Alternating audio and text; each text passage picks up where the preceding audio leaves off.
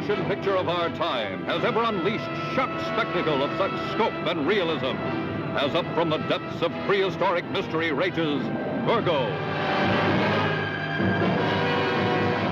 The headlines of the world blaze the fabulous story of this monster from another age, catapulted from some vast sub-ocean cavern by unprecedented volcanic action. And the headlines scream the story of the reckless skin divers who captured the monster and put it on exhibition.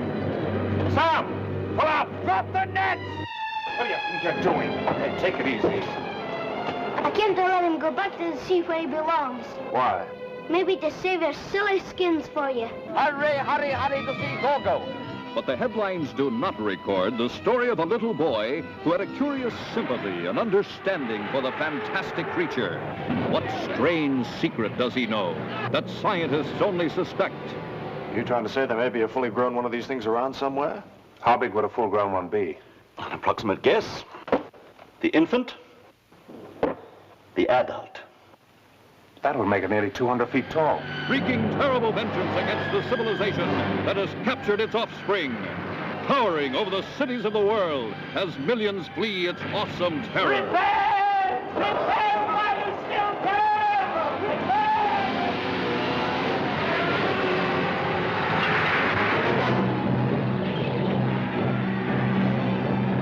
Nothing can stop it. Defying the force of the Army. The might of the Navy. Fire number 1, Harry. Ready to open fire, sir. Fire 1. Even the fury of the jets.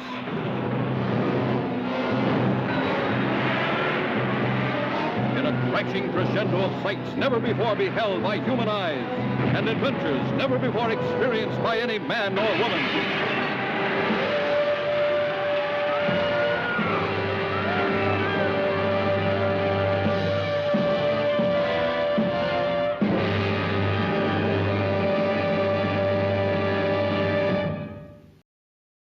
Dance, baby, dance, come and dance with me. Hear the beat of the pounding sea. Ride, baby, ride, come and ride with me. Let your feet go easy and free. Glide, baby, glide right into my arms like the waves coming to the shore. Sigh, baby, sigh, let me hear you sigh. That's what I'm waiting for. Come on, they're playing our rhythm. Let's keep with that beat rhythm. We'll move our feet rhythm. Ain't no to surfer heaven. Kiss, baby, kiss just one more time. Put your lips so close to mine. Dance, baby, dance to the surfer dance. Woo, you're moving just fine.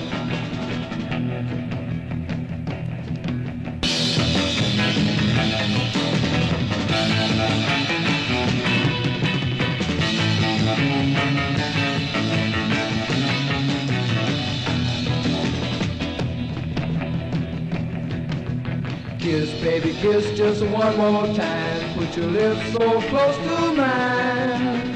Dance, baby, dance to the surfer dance. Woo, you're moving just fine. Keep on pushing that line. Surfing, baby, of mine.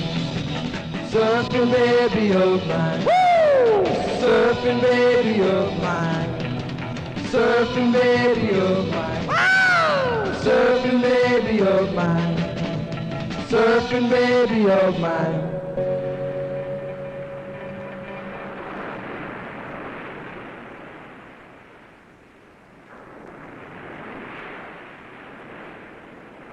Hey, Tom, what are you doing out there? Making like a fish? Hey, do you want to wait for him? Nah, I'm hungry. We could starve before he gets in. I'm with you. Hey, take it easy, sport.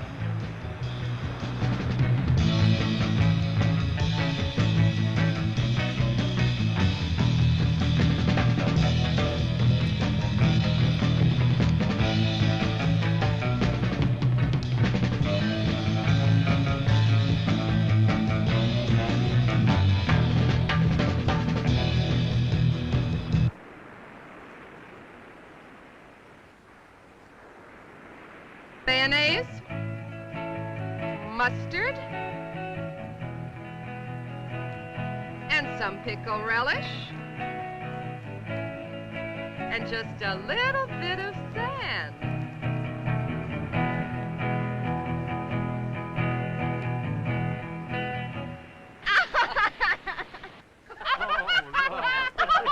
Oh, that's funny.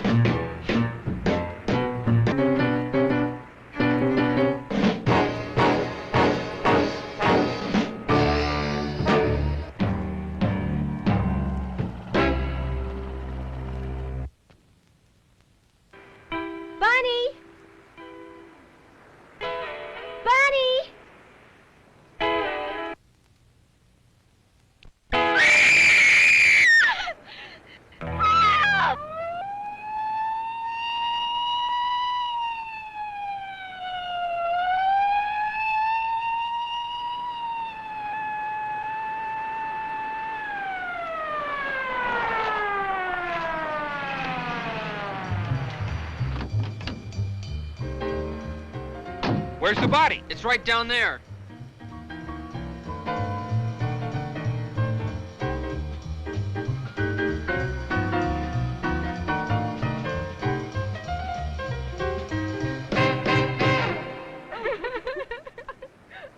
Where's the body? She's over there, Sheriff. Follow me. All right, where were you kids when this thing happened? Well, I was just sitting over there with Richard. We started Wait a minute, one at a time.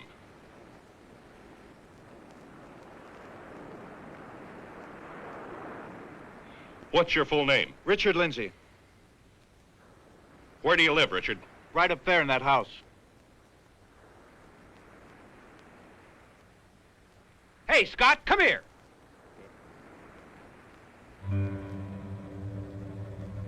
What do you make of this?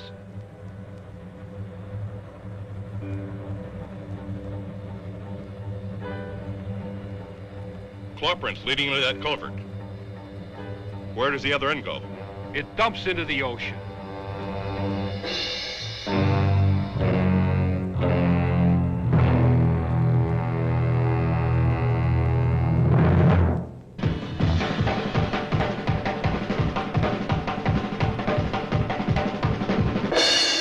Well, Sheriff, it's not the claw print of any fish in this area.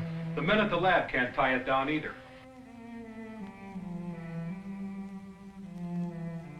They suggested that you, being an authority on fish, might know what it is. what's amazing, it looks exactly like the South American Fantigua fish. That's a carnivorous man-eater. It can live in or out of water. Weighs about 100 pounds. Well, that's a pretty good size, but whatever made that print had to weigh at least 250 pounds or more. Well, I'm afraid that's the best I can do for you. It certainly looks like the Fantigua to me. It could be a mutation, of course. Some of the studies we've been doing here at the lab on mutations are amazing. Mutated. Could this Fantigua fish grow large enough to come out on land? I mean, could it breathe out of water? Yes, it could breathe out of water if it could retain fluid in its lungs. And as a mutation, our studies show it could grow quite large. I hope you can take one alive, Sheriff. It would be a boon to science. Now, hold on, Doctor. I still believe that a human clawed that girl to death, not a fish, no matter how big. And we'll get him, too. Probably some madman. Or one of those surfers that hang around the beach all the time. They're capable of anything, even murder. You think so? Strange. I always found them to be a nice bunch of kids just trying to find themselves. They'll find themselves in your jail one day. I tell you, Sheriff, something's got to be done about them. The boys are nothing but a bunch of loafers, and the girls are little tramps. They contribute absolutely nothing to a decent society. Well, that's not my department, Dr. Lindsay. Right now, I've got to find a murderer. Thank you for your help. I'll tell the men at the lab about this Fantigua fish just to be on the safe side. I'll let you know if we find one. Please do. Goodbye, Doctor. Goodbye.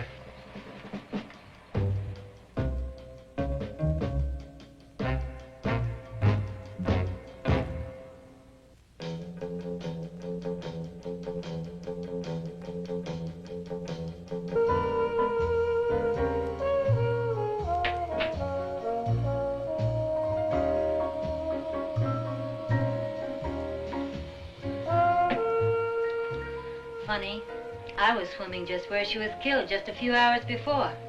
It could have been me. I should have stayed around. I missed all the excitement. Excitement? Bunny's dead. Doesn't that mean anything to you? What should it mean to me?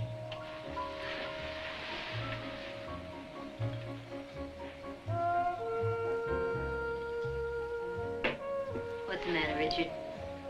Sorry it isn't me dead on that beach?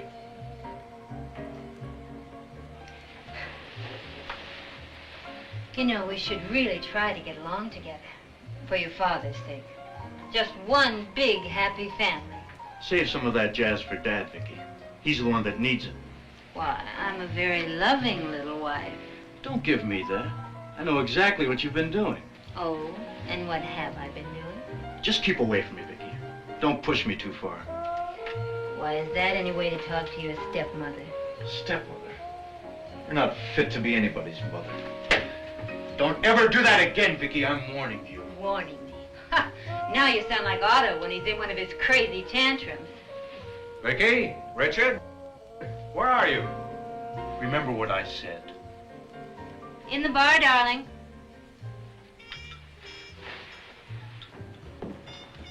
Good evening, Vicky. Hi, son. I bumped into the sheriff as I was pulling in. He told me about Bunny. I'm sorry, son. It's a tragic thing to have happen. Oh, yes, poor Richard. It's upset him terribly. I've got to get over to Janie's, Dad. She's been taking this pretty hard. Oh, I was hoping we could spend some time together. Some interesting things have been happening over at the lab. Remember that experiment you were helping me with? Dad, not tonight. Jane's been half out of her mind over this. Sorry, I didn't mean to interrupt. Can I see you a minute, Rich? Good evening, sir. Evening, Mark. See you in the morning, Dad. Let's go to your room. He hasn't too much time for you lately, has he? No, he hasn't been in the lab for months. Ever since the accident, he's let his work slip. Just hangs around the beach with those tramps.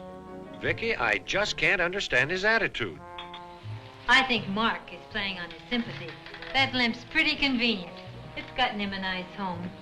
I thought you liked Mark. I was just being nice. That was over a year ago. How long is he going to stay? Well, after all, Richard was driving when they had the accident.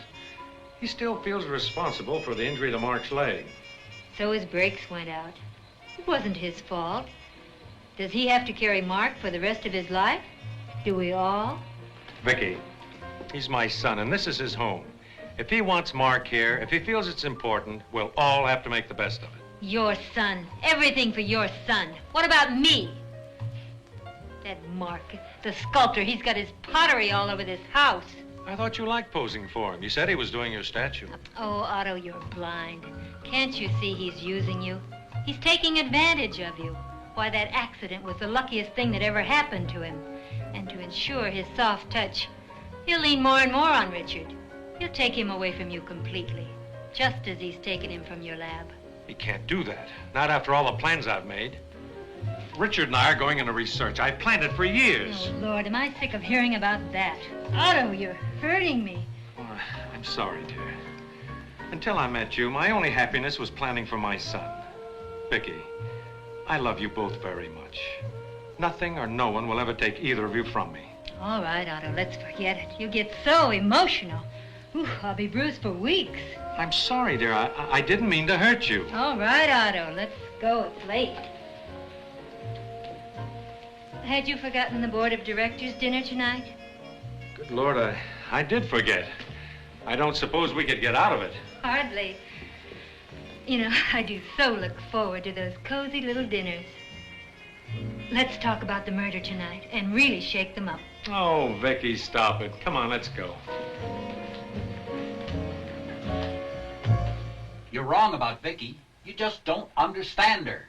You don't give her a chance. Mark, look, let's forget it. What'd you want to see me about? Oh, a couple of things. One, Dale dropped by some film he said you wanted to see. Oh, the film on Hawaii. Where is it? It's on the projector. And I wanted to show you something I did. Let's take a look at it. I'll just have time to run it before I go to Janie's. What is it with you and this surfing jazz? All of a sudden, it's such a big thing. Listen, Mark, I'm just beginning to realize there's more to life than just test tubes and fish. I'm going to live a little before I settle down again. I'm going to grab my girl and get married, and then I'm going to surf on the beach at Waikiki before I get too old to enjoy it. I've got a feeling that is not what your father had in mind. I know. I haven't found a way to tell him yet, but well, I've got to live my own life, Mark, not the one Dad's picked out for me. Life's too short. Today proved it. Bunny's gone just like that. Look, I just want to store up some happiness for Janie and me before our time comes. Rich, if the accident or my living in this house has caused you to change your plans, to give up your career... Mark, the accident just opened my eyes to what I've been doing. Or rather, what I haven't been doing. I want you to stop taking life so seriously. Man, it goes by too fast. Too fast to waste. Come on, get the lights. Wait till you see these films. The surf is great.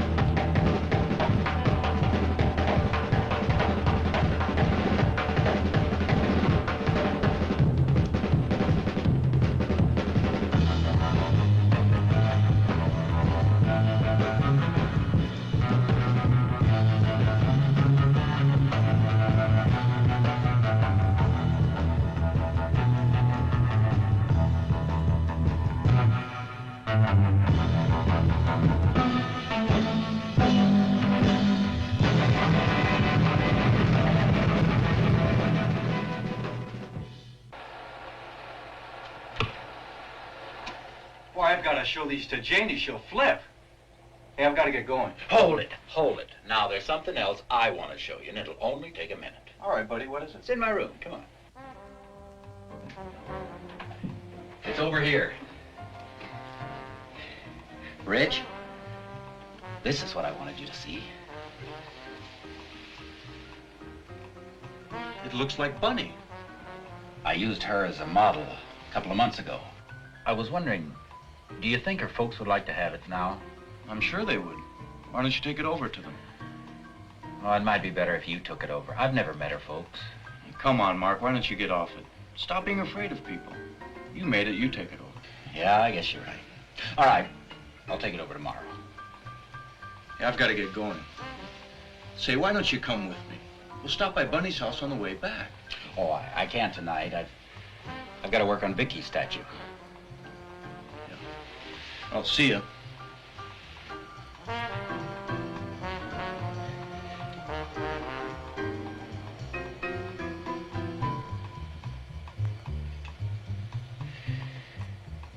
Vicky.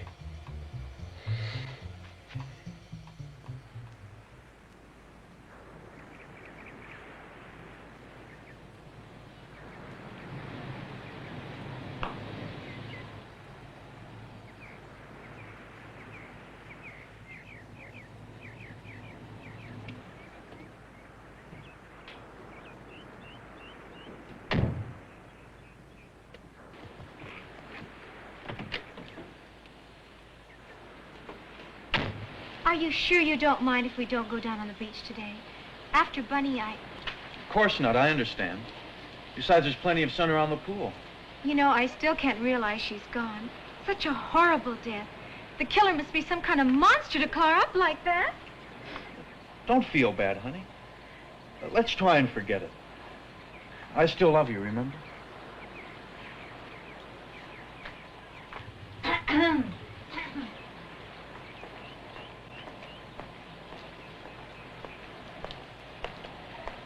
My, what a touching little scene. Hi, Vicky. I see you brought one of your little mermaids home. How nice.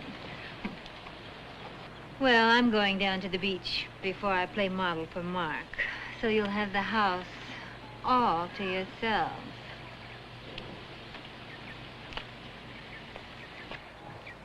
Have fun, children. Don't, Richard.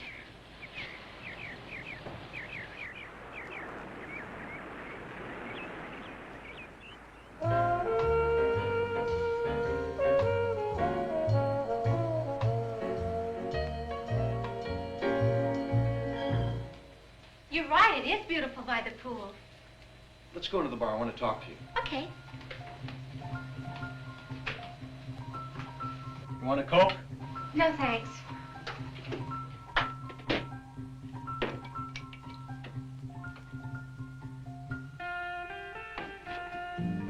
It's too bad the killer made a mistake. He should have hit Her Highness, the evil queen. That's nothing to joke about. Who's joking? The charming conversation she gave us just now will show you what's on her mind most of the time. How a man like Dad fell into that. He's well known in the field of oceanography, and her cute little title for him in company is Fish Doctor. Real dignity, huh? I know how you feel, Richard, but she's still his wife, and there's no way you can change that. If he could only see her for what she really is. A two-timing, cheating... Hey, are you going to let her ruin our whole day? I thought we were going swimming. You're right, lady. Come on.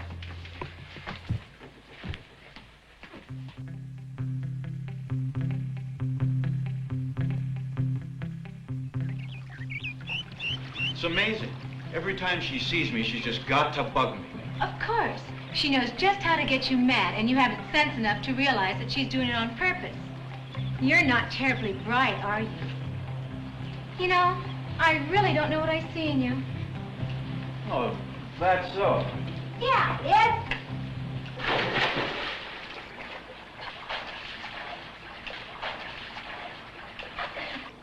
Pretty fancy, but watch this. Hey, Rick. Hi, Janie. Hi, Mark. Come on in, Mark. The water's great.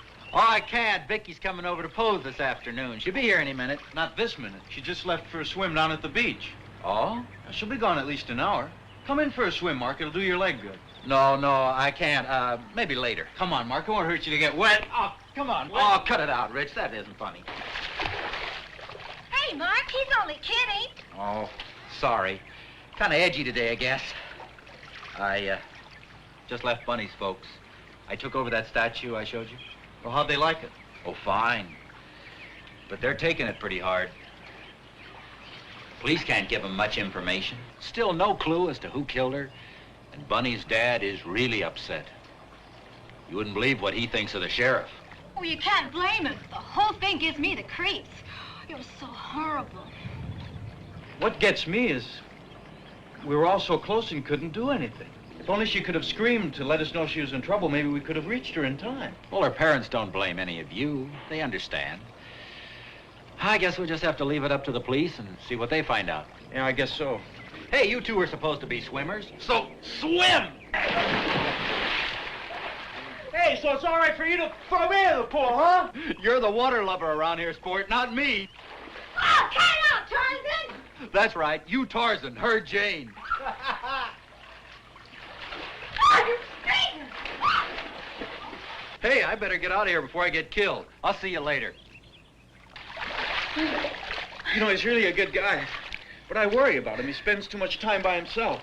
You're gonna be by yourself if you don't watch out. You never pay any attention to me.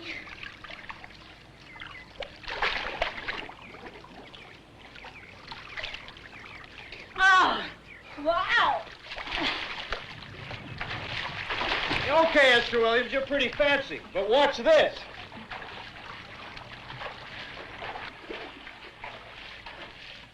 Watch close now. This is the kind of dive you won't see every day. I can believe that.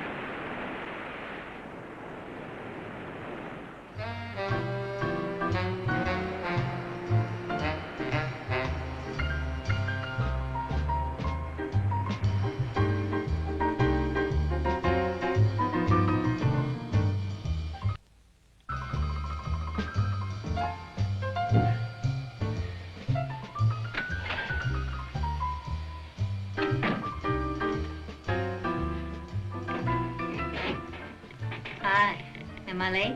Only about an hour and a half. Where were you? I thought I'd take a swim. Well, you're here now. Shall we get started? Don't be so grumpy, darling. I'm ready.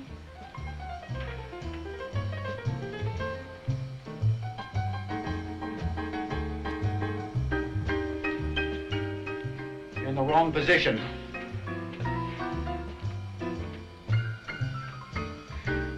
You know, you artists fascinate me. You're so different from other men. Not in all ways. Men are men. Before I married Otto, I had a lot of friends. All men, of course. They're so much easier to get along with. You keep moving.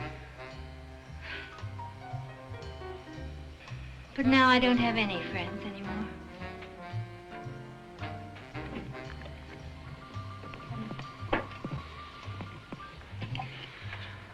I'll bet you know what it's like to be lonely.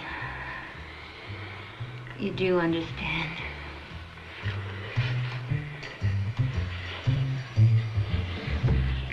Oh, you really are lonely, aren't you? Please, Vicky. Oh, Mark, don't you think we run this little game into the ground? But, Vicky. But, Vicky, what? Did you think I'd make love to a cripple? Be grateful for small favors, Mark.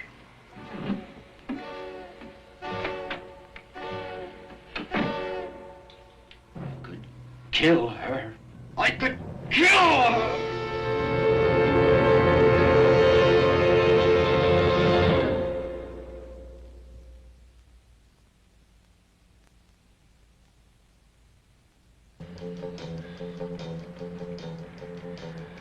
Dad should be out of the lab any minute now. Thanks for coming along. Got a feeling he's gonna lecture me. I'm not up to it today. Uh-oh, here comes Big Daddy now. Thanks for picking me up.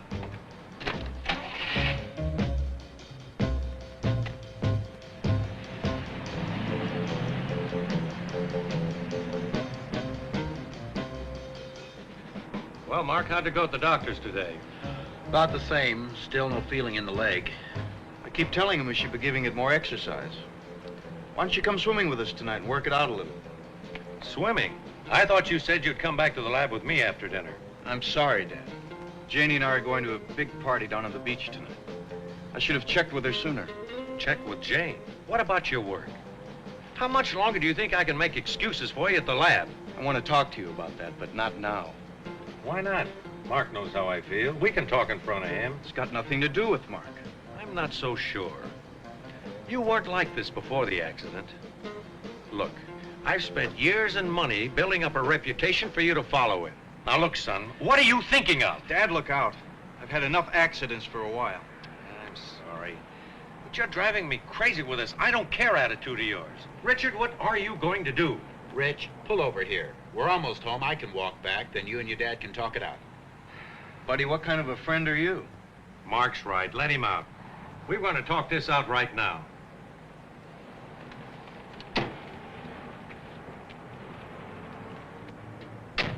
You said I needed the exercise, remember? So long. All right, Dad. Now hear me out without interrupting, okay? Okay. While I was in the hospital, I realized how close Mark and I came to being killed. You know, they say your whole life flashes before you? Well, mine did. Dad, ever since high school and college, all I've done is study and work. We never did take those vacations we talked about. We spent them all in the lab. I thought you liked the work we did together. Enjoyed oceanography. I did. I do. But I want a little vacation. I want to find out about the other things in life. Dad, I want to play a little. Play? Good Lord, Richard, there's more to life than play. It's a serious business. Now, these past few months are lost. You can never get them back again. I don't want them back. I wouldn't give up what I found for anything. And what have you found? That you can swim in the ocean on a board? Do you think those beach tramps will help your career? Or do you expect me to finance your playtime forever? I have the money Mother left me if I'm too much of a burden for you.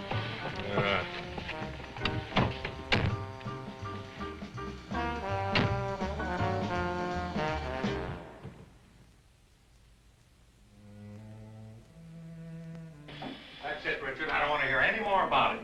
Well, what's the fight about this time? Oh, my son prefers a life of play to work. So, who doesn't? Well, I won't allow it. I will not stand by and see him throw his life away. That's for his own good. I'll stop him somehow. Sure you will. Don't you care about this? How it affects me? Frankly, Otto, I've had it up to here with you and your precious son. I don't care what you do with him. Just leave me alone. So that's what it's come to with us. Is there nothing left? We didn't have a heck of a lot to start with, lover. You got what you paid for. There were no guarantees. Oh, Vicky, can't we? We can't anything. Can't you get that through your head?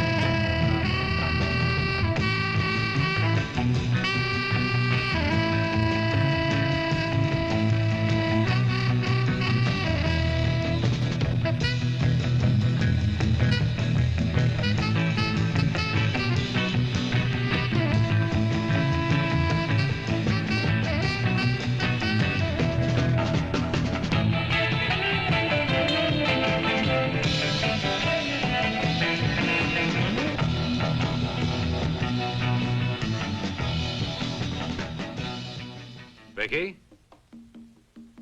Oh, Vicky!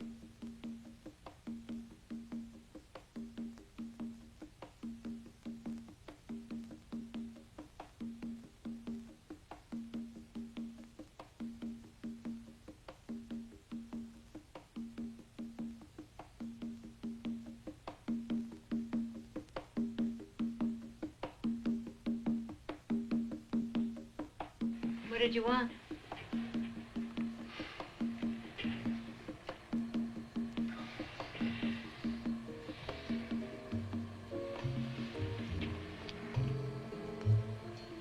Don't you feel anything for me anymore?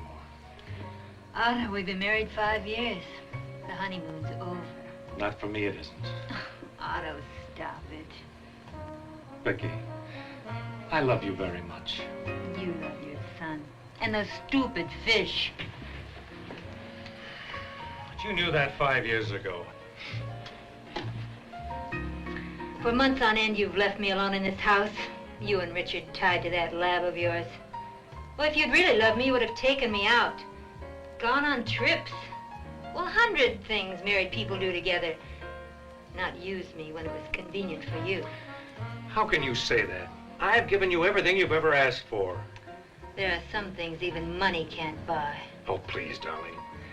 Let's start all over again. You've always wanted to go to Europe. We can see Paris.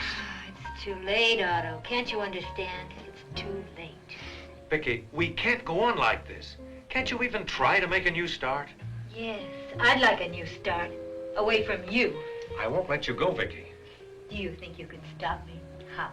How, Otto? You're mine, and I keep what's mine, always. Always is a long time. I wouldn't count on it. Vicky, you're up. Oh, what's the use?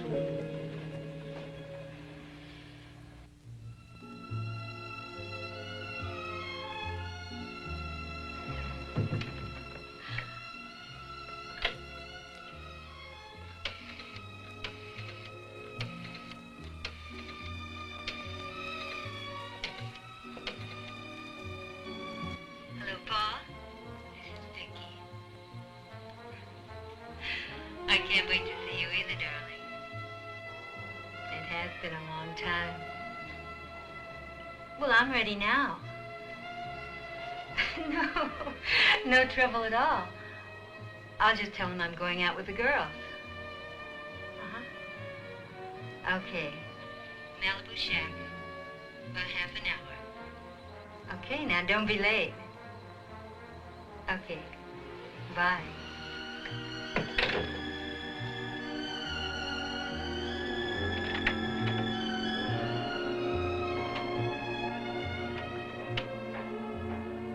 Oh, Vicky, come here.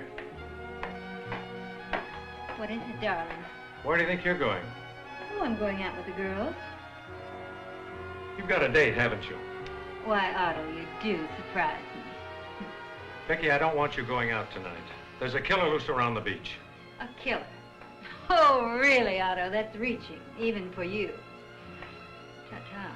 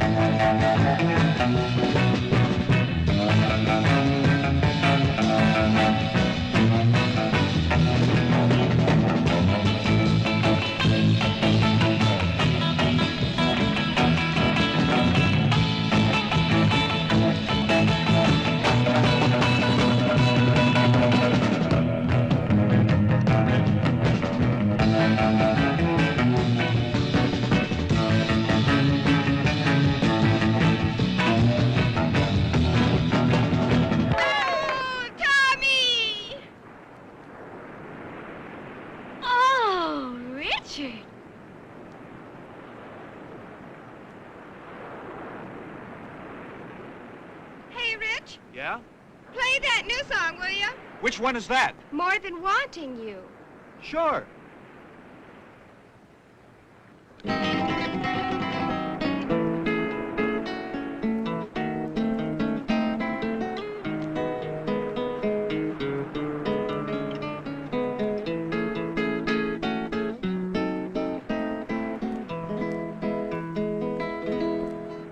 It's much more than my just wanting you, and it's more than my mere having you. Can't you see we were meant to be lovers now and forevermore? When I look into your eyes, my love, I see all that I've been dreaming of. And I know the time has come for us to be one, so won't you be mine?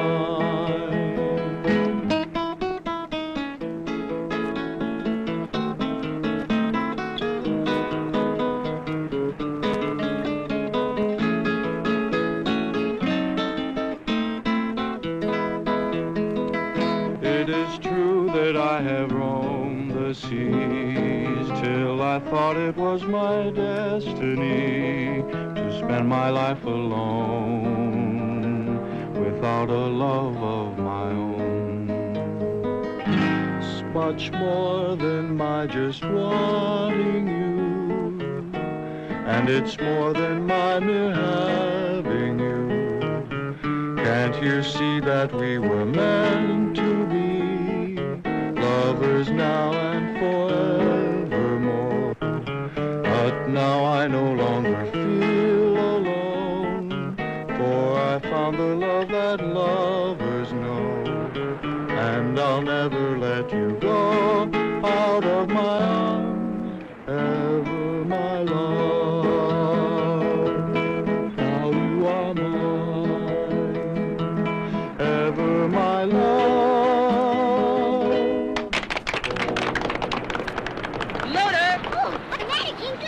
I am leaving the premises. I am cutting out. Why? There's creepy creatures going on. There's monsters around. Oh, I'm scared. There's a monster in the surf. Oh, yeah? Yeah. You got a monster in the surf. Yeah. You got a monster in the surf. Yeah. You got a monster in the surf. Yeah. You got a monster in the surf. Yeah. Everybody's sleeping. Monster come a creeping. You got a monster in the surf. You got a monster in the surf. He tried to drive a woody, but he ain't no goody. He's got one big flipper. Thought it was the claw. It ain't a Watusi. It's your mother-in-law.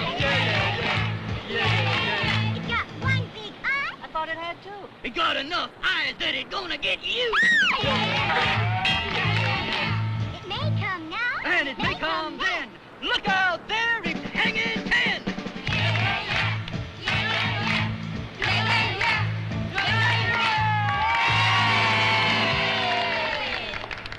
Let's check the action down the beach. Hey, let's hit the surf. Let's go, boy.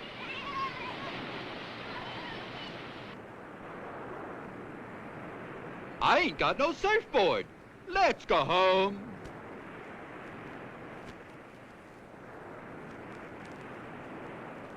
Tom! I left my fins up in the blanket. Could you get them for me? Oh, you'd forget your head if it wasn't attached.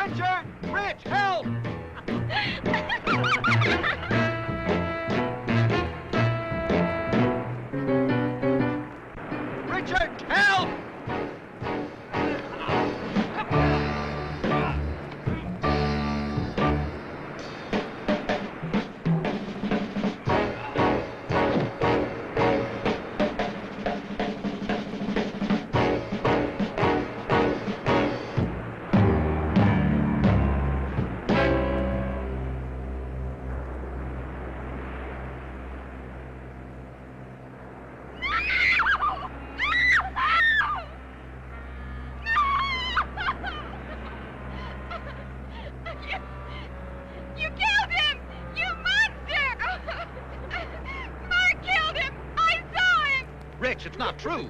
Why should I kill Tom? It was some kind of a monster. A crazy-looking thing with a big fish head and some kind of a claw. Mark, wait a minute. A monster here on the beach? Look, he's all clawed up, just like Bunny was. We'd better call the sheriff. Richard, you can't believe that I did it. I'll call the sheriff. Brad, watch things, will you? You bet I will.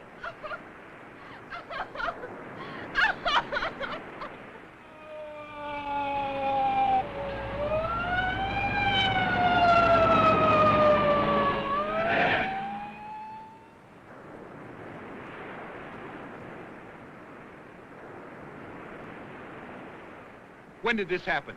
Just before I called you. 20 or 30 minutes ago. Somebody sure got it in for you, kids. This makes two. You think there's a connection between Bunny's death and Tom's? Nobody else has sighted a monster, did you say? I know it sounds crazy, but I swear that's what I saw. You've got to believe me. I was walking down the beach when I saw Tom struggling with this thing. I called to you, but you didn't hear me. By the time I reached Tom, he was lying on the blanket, dead. Well, what happened to this thing, this monster? It ran away. I tried to follow, but it was too late. There's your monster! I saw him! Choking Tom! Killing Tom! You did it!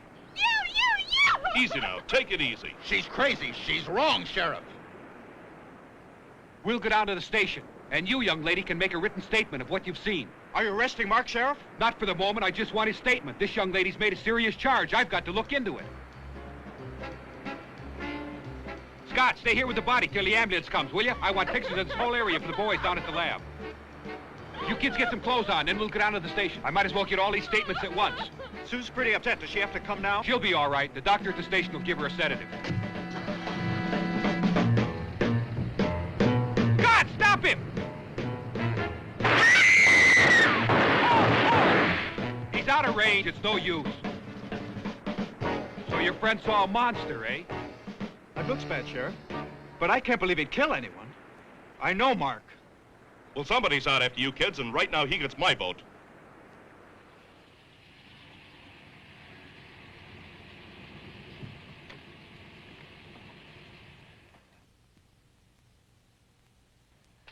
Oh, thanks for the wonderful evening, Paul. Just like old times. I'll call you soon.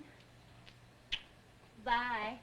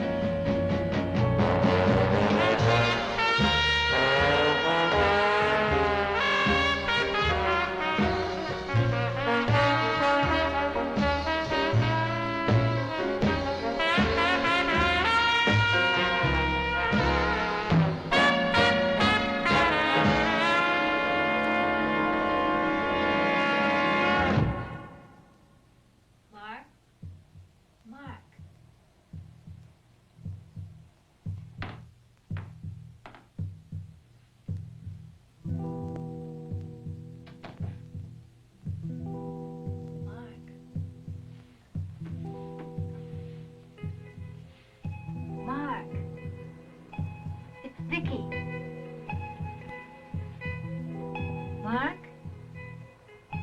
That you, Mark?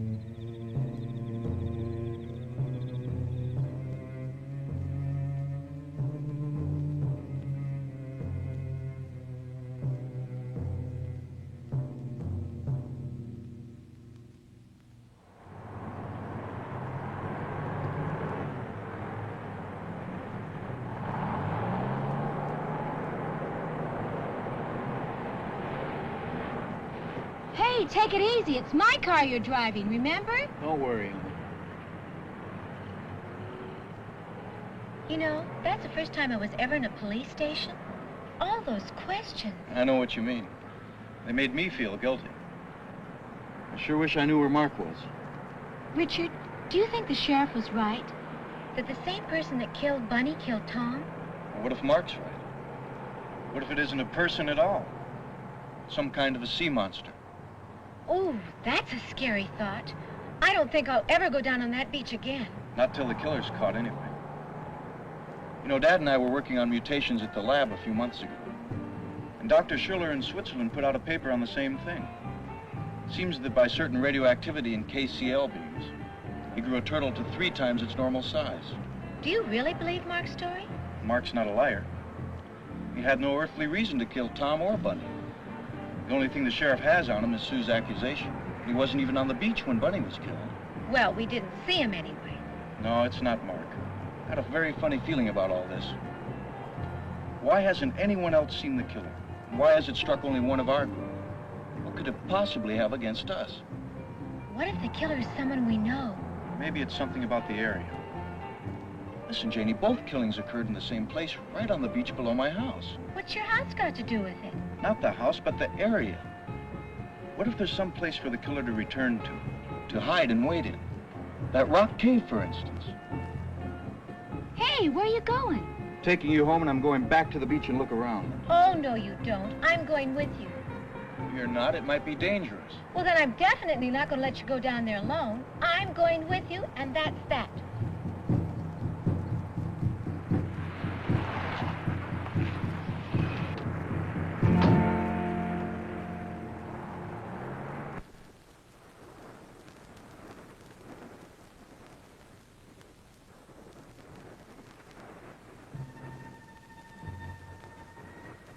What are we looking for? I don't know. Something that shouldn't be here, I guess.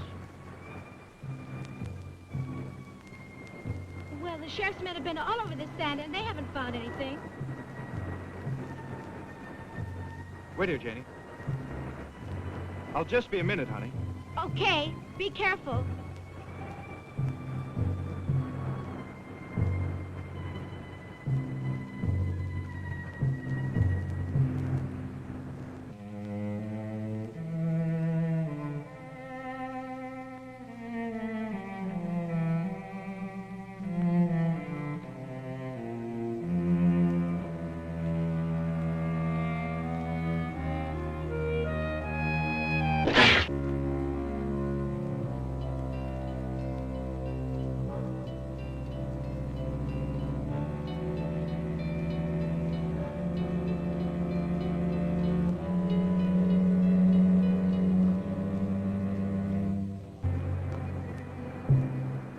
I guess I was wrong. Couldn't find a thing.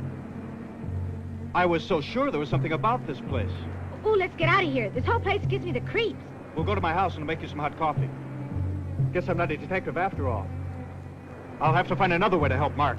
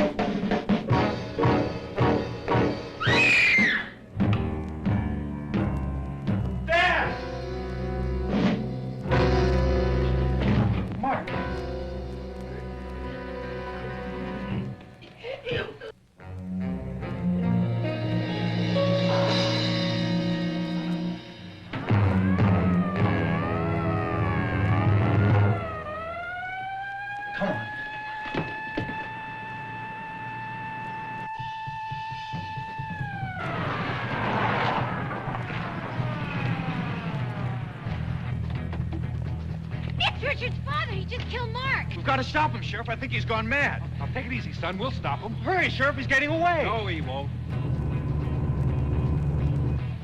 Car 127. Car 127. This is Sheriff Michaels here. Come in. Over. Car 127 reporting. Scott here. Over. All right, Scott. Be on the lookout for a... Was he in that white MG that just took out? He must have taken Janie's car. Scott, it's a white MG convertible. He should be passing you on the Hill Road just about now. Apprehend immediately, but use extreme caution. It's our beach killer. I just picked him up. He's turning into the Tri-Canyon Road. I'll continue the chase until further instructions. Over. Good. Stay with him. I'll get the other canyons covered up. 10-4. He's boxed himself in. Attention, all units. Attention, all units in the Tri-Canyon Road area. Sheriff Michaels here. Be on the lookout for a white MG convertible. Cover Malibu Canyon Road. I'll cover the Cliff Mountain Road myself. Report immediately as soon as vehicle is sighted. 10-4. All right, you kids, let's go.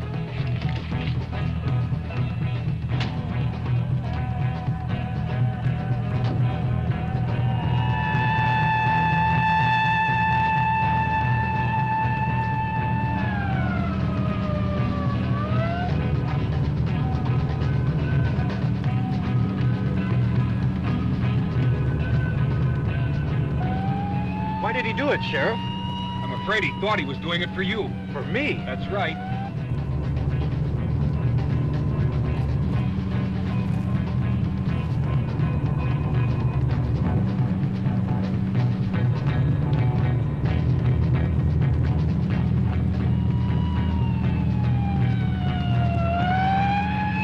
Michaels, calling Sheriff Michaels.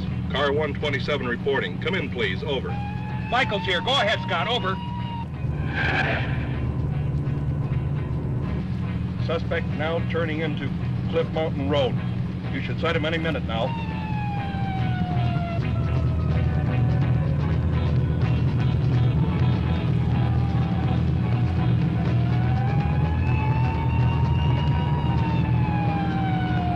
I got him, Scott. Okay, 10-4.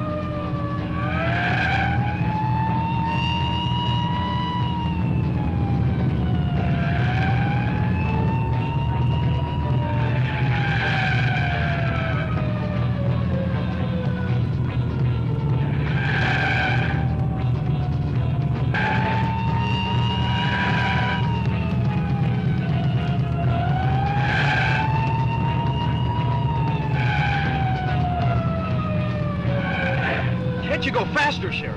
Look, kid, relax. He's not getting away.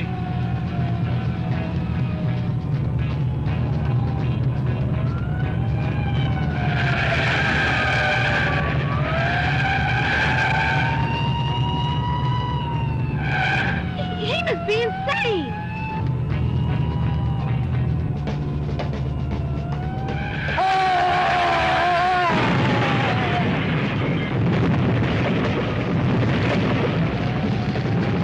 Can't you catch him, Sheriff? Not on these curves. Hold on!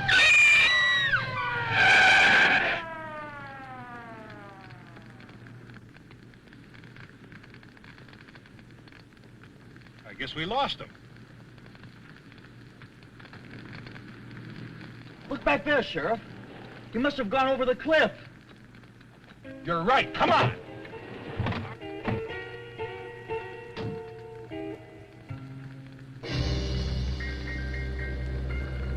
I'm going down there. It's no use. You couldn't get within 50 yards of that car.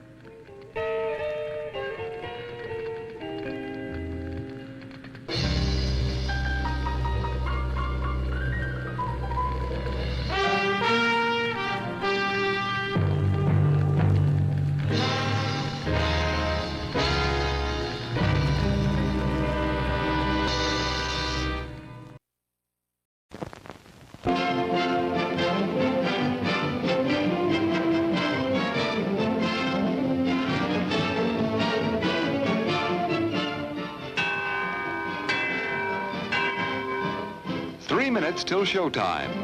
Why not add to your enjoyment with a delicious confection and drink at our attractive refreshment stand?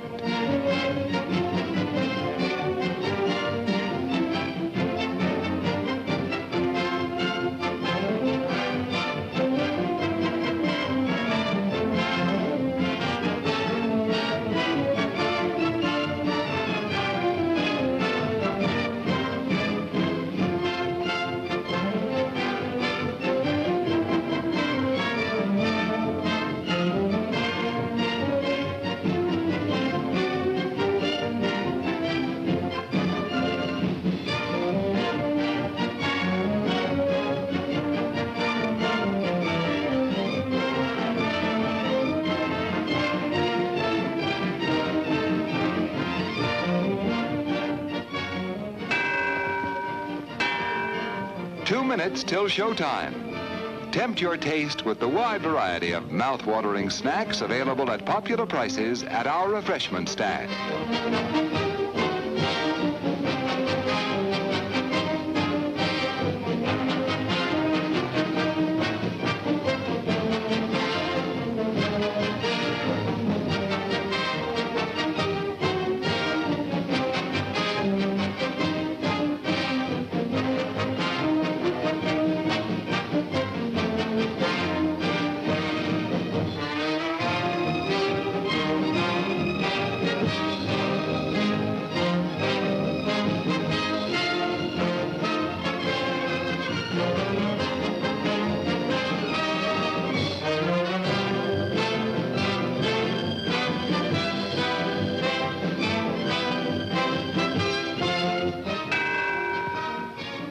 it till showtime. Satisfy yourself with a thirst-quenching drink. Your favorite beverage awaits you at our refreshment stand.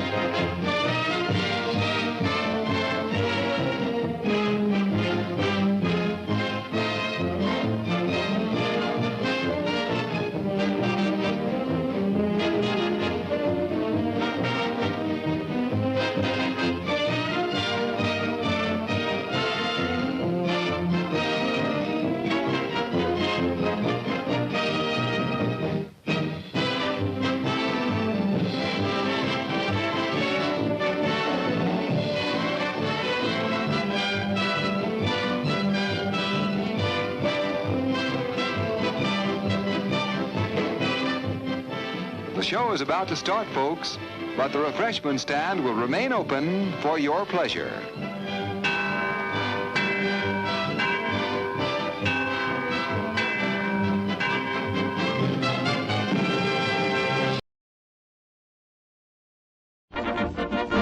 Read all about it. Extra. Sleeping pills keep killing 'em off one by one. Extra. Read all about it. The new drug menace that's sweeping the nation. Extra, extra, the underworld on the loose. Extra, extra.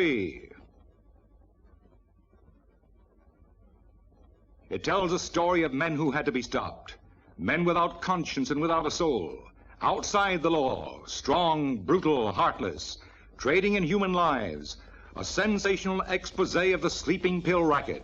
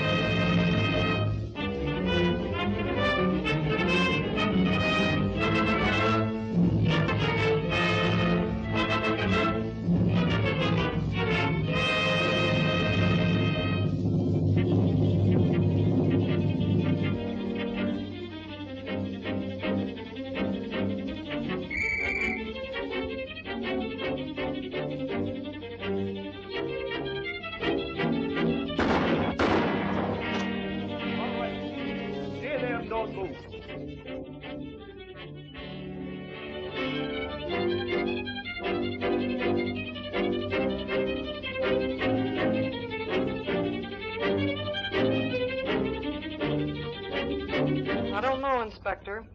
Now, this latest arrest, Frankie Clinton, I had a talk with him, and he didn't seem any too helpful. 34 years I've been on the force, Your Honor. And I don't mind telling you, I've seen everything. Tough guys, hoodlums, gunmen. But this is the first time I've run across anything like this. Looks like the whole new generation has suddenly gone berserk. It's not too hard to understand, Inspector. These youngsters are just the products of their environment. Oh, I know some of these kids came from privileged families, but that doesn't entirely constitute environment. It's not only where you live, it's how you live. The teenagers of the new generation grew up in a time of nerves. Newspapers screaming headlines of race riots, revolution, earthquake. Back of it all, speed. Everyone rushing nowhere to get nowhere, and for no reason. Fast planes, fast cars. It's a fast life, Inspector. A whirlpool of speed and confusion, and all these kids are caught right in the middle of it. Well, maybe you've got something there, ma'am. Sergeant Kerrigan to see you, Your Honor. Thank you. Must be the man I sent for. Come in, Kerrigan. Hello, Chief. I want you to meet the judge.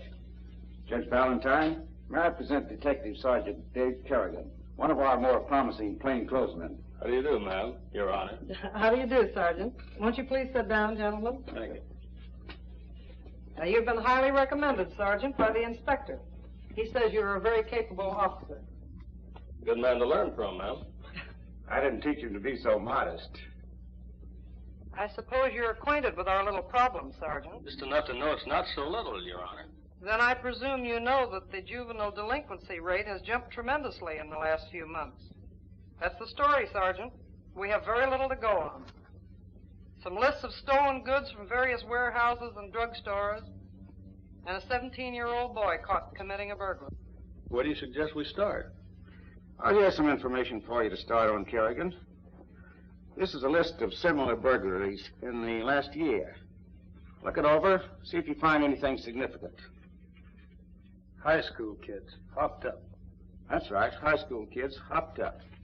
Hot rod races, burglary, vandalism, arson. You name it, and we've had it. All done by kids. Kids so hopped up they couldn't tell you what they'd done. And somebody's been supplying these kids with the stuff at a price. What a lousy racket that is. It's more than that, Sergeant. Somebody's making addicts out of these kids, and for one purpose. To get them to do his dirty work in exchange for a few more pills. Your job is to find out who that is. Okay, Chief, I guess that means get out and dig. That's right. You know the routine. Question Frankie's friends, his neighbors, anyone you can. Keep moving.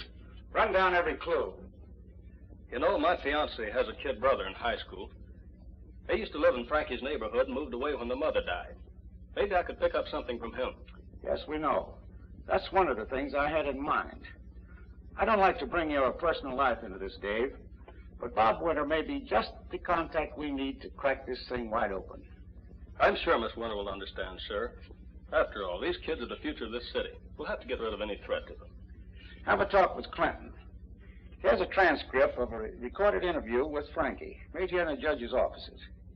Take it and see if you can find out more about it. Okay, Chief. See you later, Your Honor. Good luck to you, Sergeant.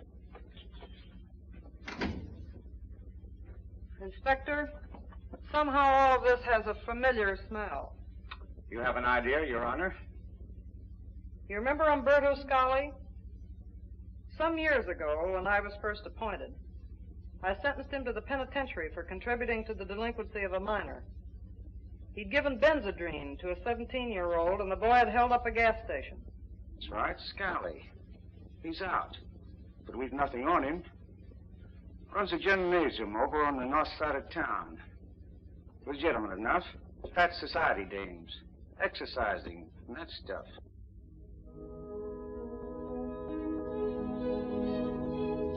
Three, four, down, up, down, up. 1, 2, 3, 4, down, up, down, up. 1, 2, 3, 4, down. Look at those cows, Tony. Wouldn't that kid you? You shouldn't kick, boss. Those blimps really line your pockets. You're sure right about that. At $10 per treatment, I got no complaints. I still have to laugh, though. Look at them. Down, up, right, up, left, up, right. It's like trained elephants, eh, Tony? Left. Slip them a pill, run them around till they're ready to drop, and send them on their way. At $10 per copy. Hey, boss, what about those pills? What are they anyway? Left. Any good? Up. Sure, they're good. Right. Here, Up. Left. take a look. Up. They're nitrophenol tablets, and they'll burn the lard off these girlies without the exercise, as far as that goes. Little money makers. Hey, boss, will they hurt any? You know, I was thinking maybe I ought to try a couple. I'm getting a bit of a spare tire here. Lay off those things, Tony. They'll knock you over like that if you got a bum heart. Oh, I see. Well, let the dames keep them then. Now, these fellows that got you into this, they aren't your friends. I don't see any of them trying to help you. Why don't you tell us who they are? I don't want to rat on nobody. That's the underworld code, Frankie. If you want to get this mess cleared up, you'll have to show us that you want to be on the side of law and order. I guess so. What do I have to do? Just give us answers to our questions. Now, the boy that was with you, what was his name? Smith. Fred Smith.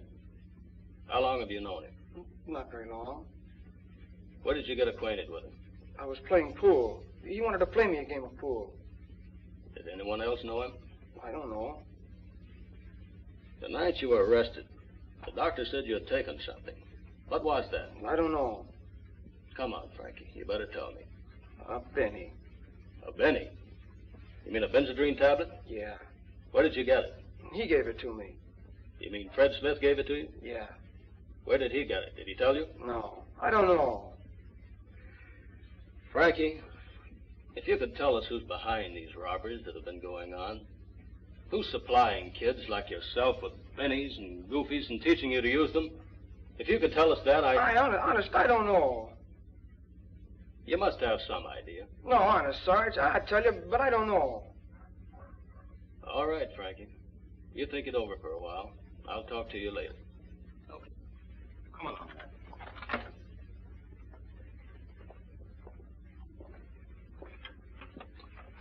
I think he knows more than he's telling. Looks like we gotta find out the hard way.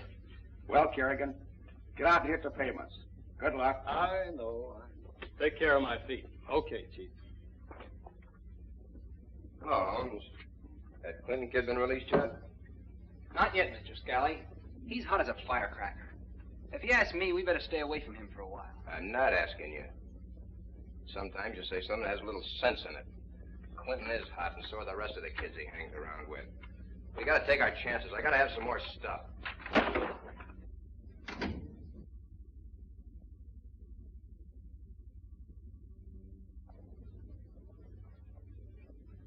Get your hands in the air. The jig's up. Places, it's the law. Hello, honey.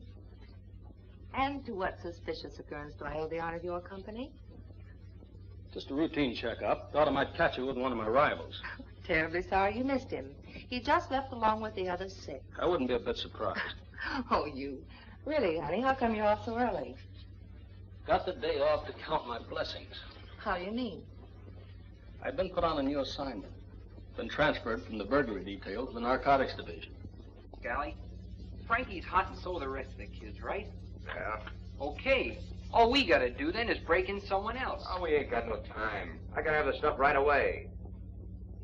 Well, maybe we ought to take it a little easy, bro. Mr. Scally. And I've already started on some new contacts. Yeah? With who? A fellow by the name of Bob Winter. A good guy, and he don't talk. Hi, sis. Hello, Dave. What's cooking? Hello, dear. How's school? You know, it's the same old grind. How you doing, General? Did you get the congressional medal yet? Not yet, but I'm working on it. Are you in a hurry now, Bob? I'd like to talk to you. Yeah, I gotta get my trunks. I got a swimming date with Marge. Why, what's up? I'm on a new assignment. I'm on the narcotics detail now. Narcotics squad? Say, slip me some bennies if you find any lying around, will you? Bob, be serious for a moment. Okay, sis. Now, what can I do for you, Hawkshaw? Do you know Frankie Clinton? Sure.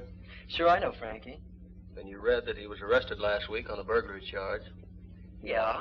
So? When was the last time you saw Frankie, Bob? Oh, about 2 months ago, I guess. Why? Well, there's a drive on against juvenile delinquency. The department thinks that you can help us. Me? Well, I don't know how, but if there's anything you want to know, I'll try to tell you. Swell, I knew you would, Bob. Now, this has nothing to do with you. But the inspector knows that you were friends with Frankie Clinton.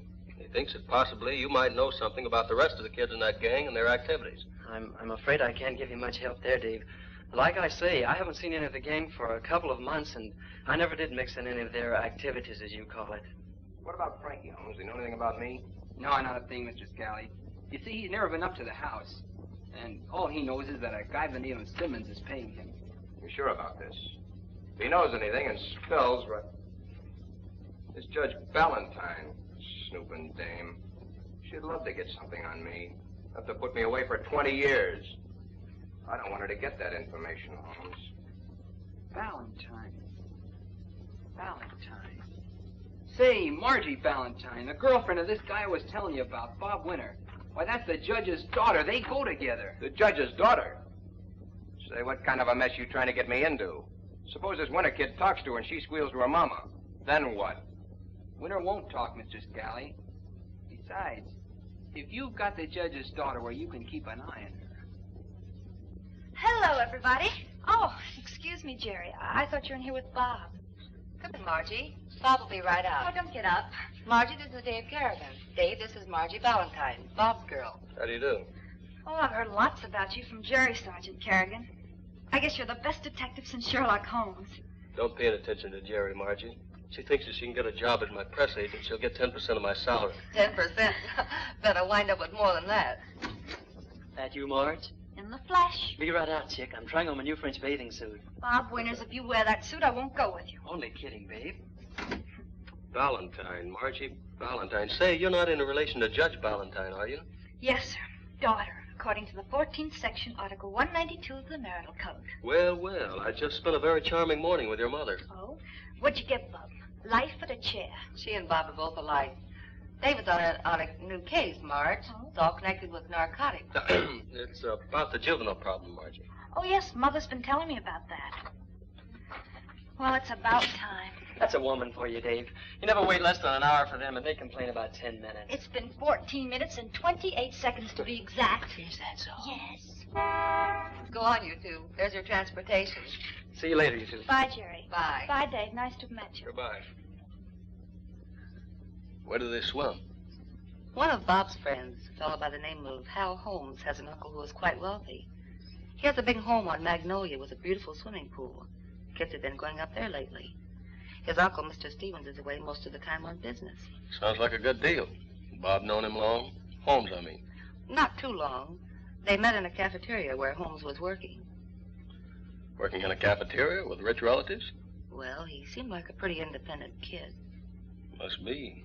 Is he a nice kid? Oh, he's all right, I suppose. Still, there's something about him. Oh, I don't know. I guess I either like someone or I don't. Is that so? How do you feel about me?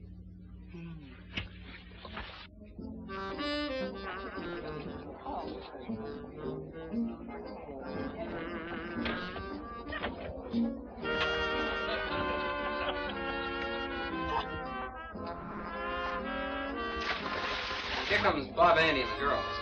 Which one's the Valentine kid? That dish in the white suit. Well.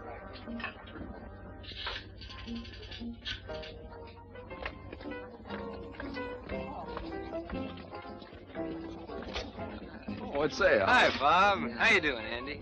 Hal, I think you know Margie Valentine. And this is Andy's sister, Frances. Hello. Well, make yourselves comfortable. And if there's anything you want, just holler.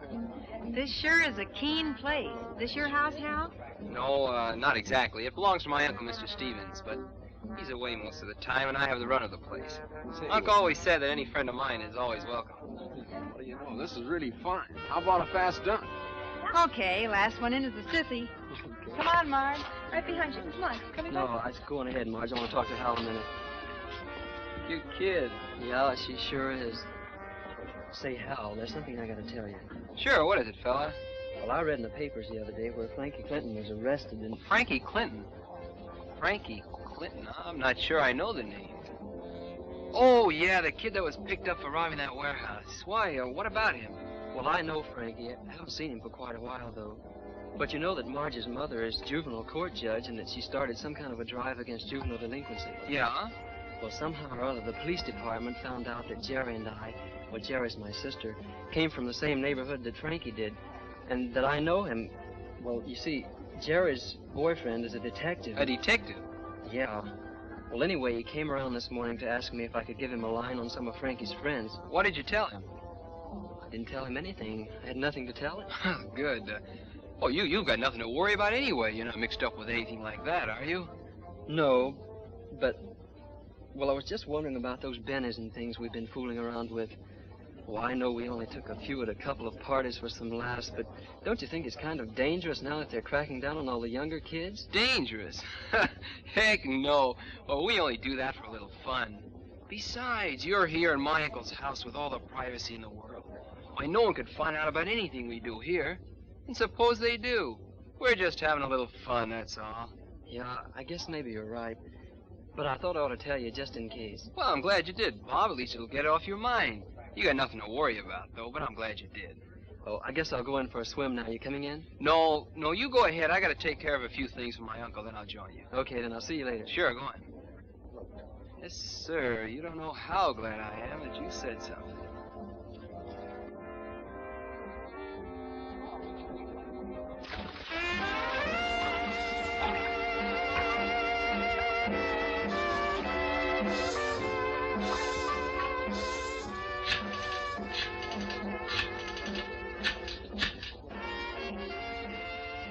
Hello, Mr. Scally? This is Hal Holmes. Yeah. A detective. For the love of... The next thing you'll tell me is that his kid cousin is Attorney General of the United States. What kind of a double cross is this? Nothing to worry about.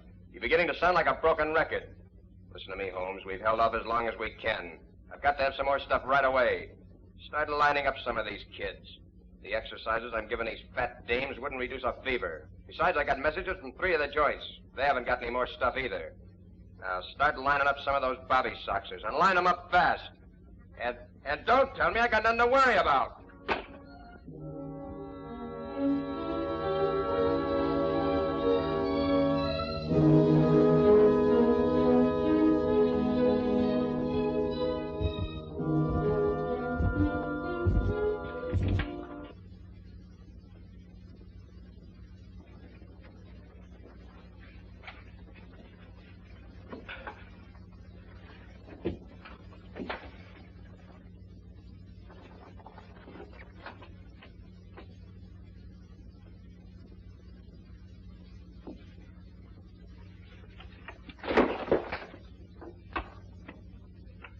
Holmes, you up yet?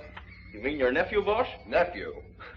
I hope that punk knows what he's doing. Well, you can ask him. Here he comes now. Hello, Holmes. Sit down. Talk to you in a minute. Our latest attraction is due to arrive this morning. Be nice to him. He ought to pull in a few more of our fat friends. Mr. America, huh?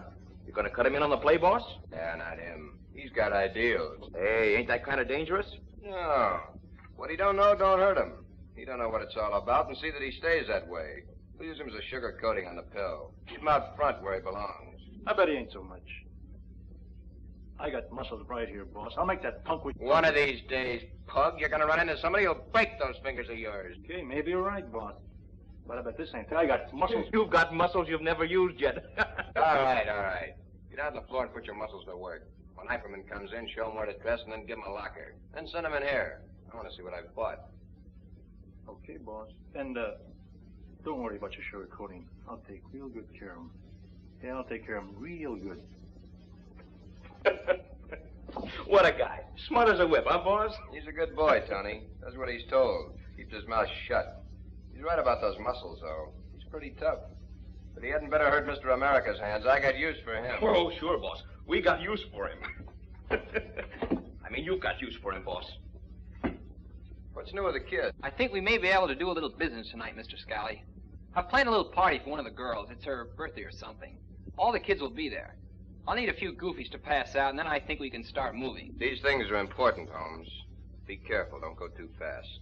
We can't afford any slip-ups. His kid Winter's going to be there tonight? Oh, yeah. He and his girlfriend and a couple... His girlfriend? You mean Valentine's kid? Yeah, that's right. Margie. What's eating you? I was just thinking, boss, what Judge Valentine would say if she knew her daughter was playing around in your backyard. You know, that may be funnier than you think, Denardi. I wonder what the judge would say.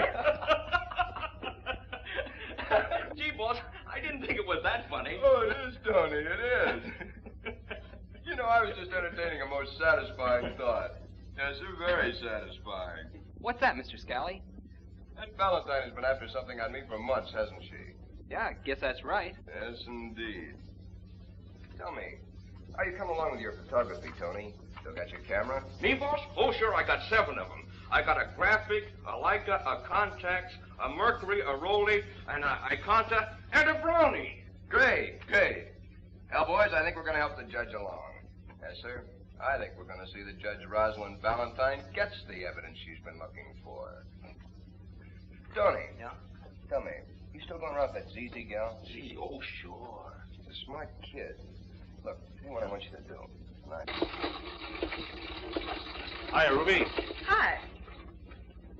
Has our Mr. America shown up yet? Not so far. Why? I'm supposed to be his nursemaid. Boss's orders, eh? Yeah. Well, you better do it. Mr. Scally usually means what he says. Hey, you're a dame. What's he got that I haven't got? I got muscles. Yeah, but he's got a public.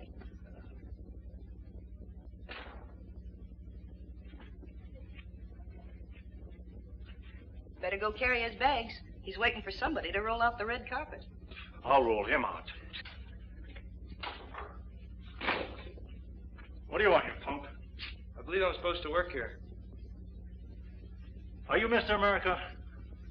So they say. Call me George, though, huh? George Eiferman. Sure, George. Call me Pug. Put it here. Strong man, huh? So they say. What's your opinion, Pug? Yeah.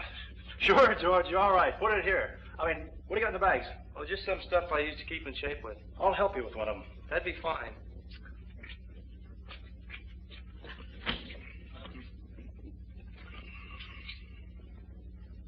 Try this one.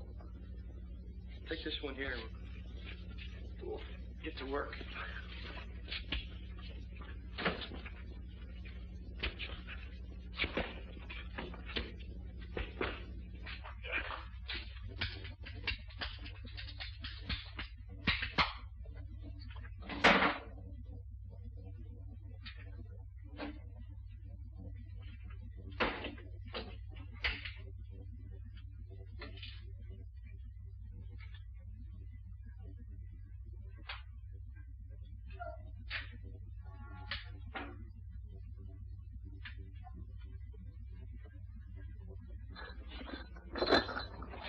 Rocky Kincaid? Yeah.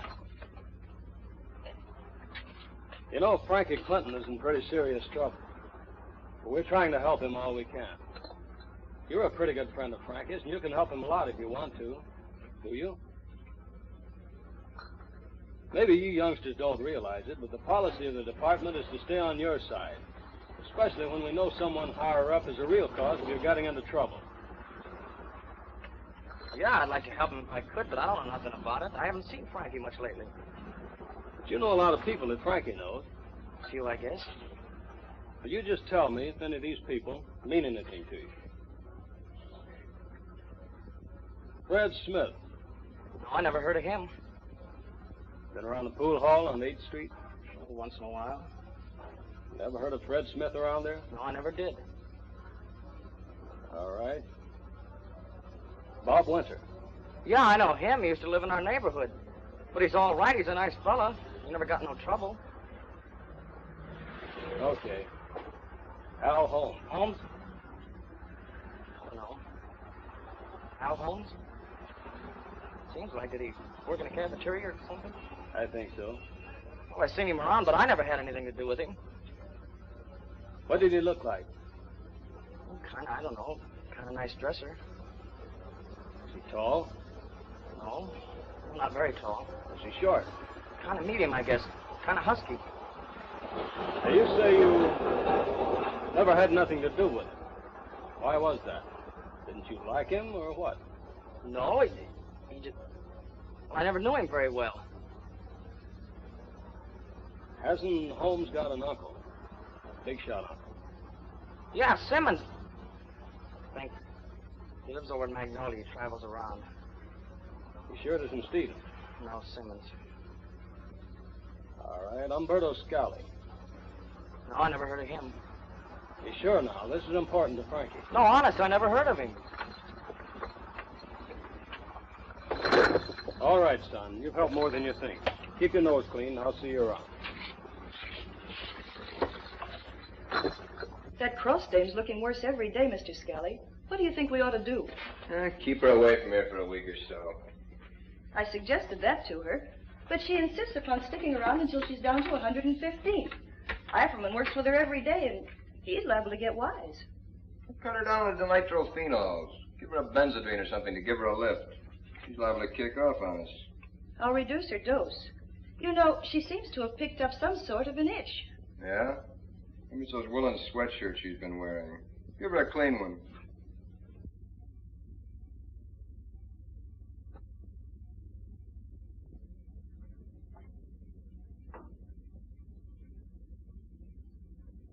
How do you do?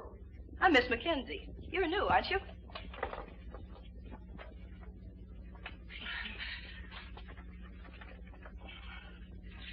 To tell the truth, I'm a little shop-worn, but I'm new around here.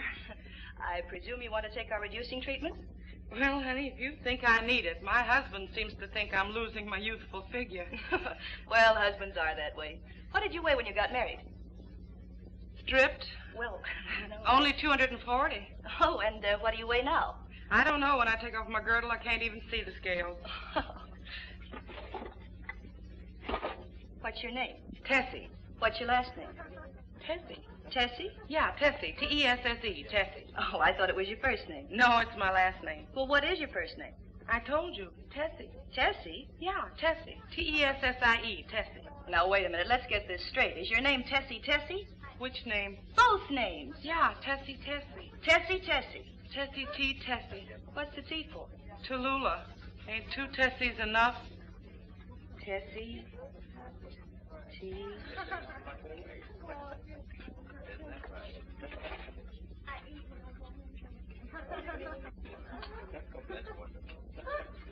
Oh, Mr. Donardi.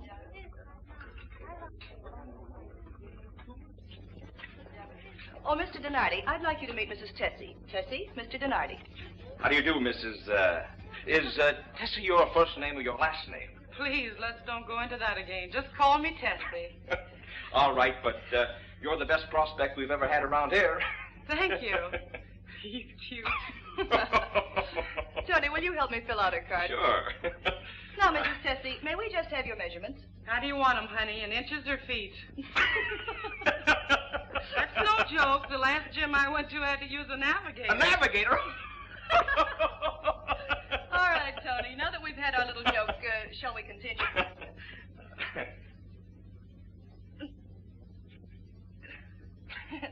Mrs. Tessie, would you just hold that right there, please?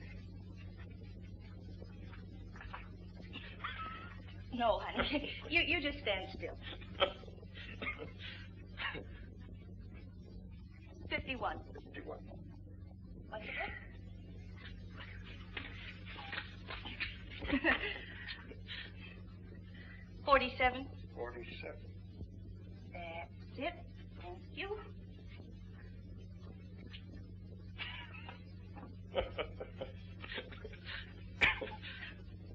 Thanks.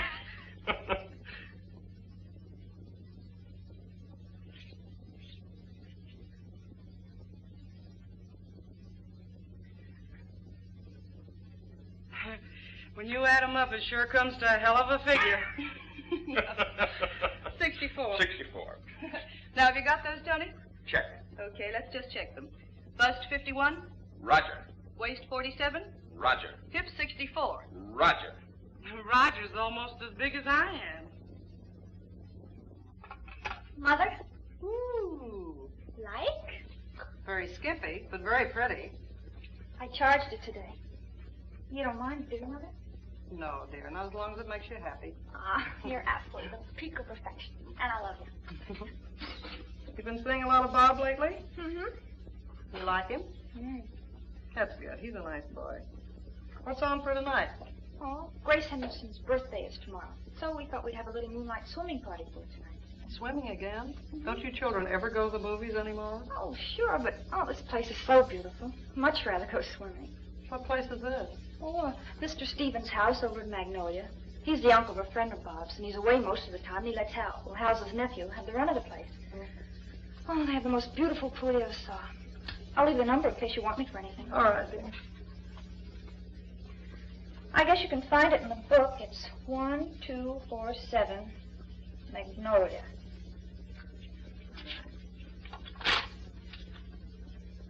Hey, I think that's Bob coming up the walk now. You want to answer the door, please, dear? Oh, he came up. Beat you to it. Good evening, Your Honor. Hello, Bob. Let's drop the official title. Okay, Mrs. Valentine. Shall I serve dinner now, Mrs. Valentine? All right, Ethel. We'll be right in. By the way, how do you like my new bathing suit? Terrific. I almost missed it there for a minute. It's a little revealing, though, isn't it? I should say not. Francis Williams has one you can fold and put in a thimble. You should see it. Really? Yes.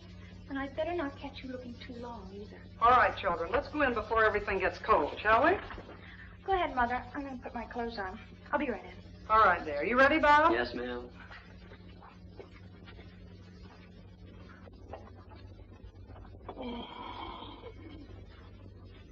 Man, what a feed. That steak was out of this world, honey. Which one? What do you mean, which one? Did I have more than one? You had 3, Sergeant Kerrigan. And if you don't mind my saying so, I can't understand where you put it.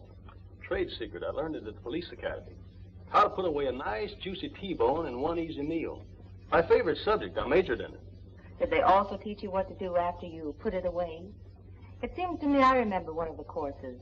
How to wash the dinner dishes in one easy sinkful of soap suds. If I remember correctly, I flunked that one. Well, I just took it up with the Board of Education, and we've decided to give you another chance. The examination is right through the year. Yes, ma'am. All I can say is... Yes? Your word is my command. It was a wonderful dinner, Mrs. Valentine. Thanks very much. Not at all. Come again soon, Bob. I will, thanks. Goodbye, Mom. Goodbye, See you later. dear. Have a good time. All right.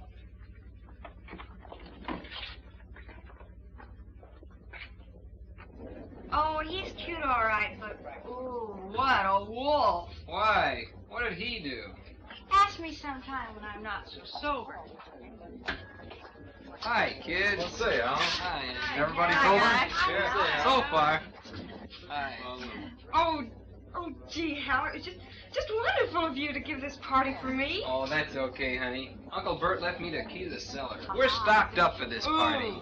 Oh, you're my dream Oh. man. Yeah, Tony? Kid's just got here.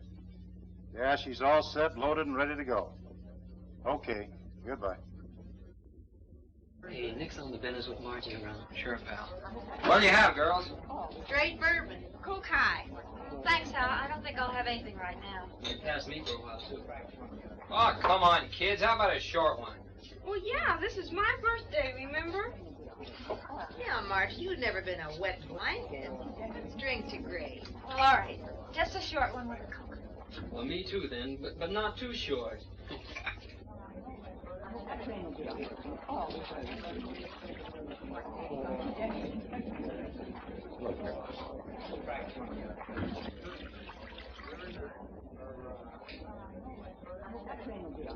Margie? Oh, thank You're welcome. Francis? Oh, thanks. Sure No thing. good, huh? Any happy return? Oh, Sergeant, you said on the phone you'd found out a couple of things. Yes, Your Honor. Anything important? It might be. I haven't been able to tie anything together yet. I'm afraid it's going to take a little time to crack this case. Come on, your coffee will get cold. Give me a little too, Jerry. All right. Well, what have you found out so far? I had a list of names of everyone I thought could possibly be a link in the case. I've asked about all of them. And here are the results.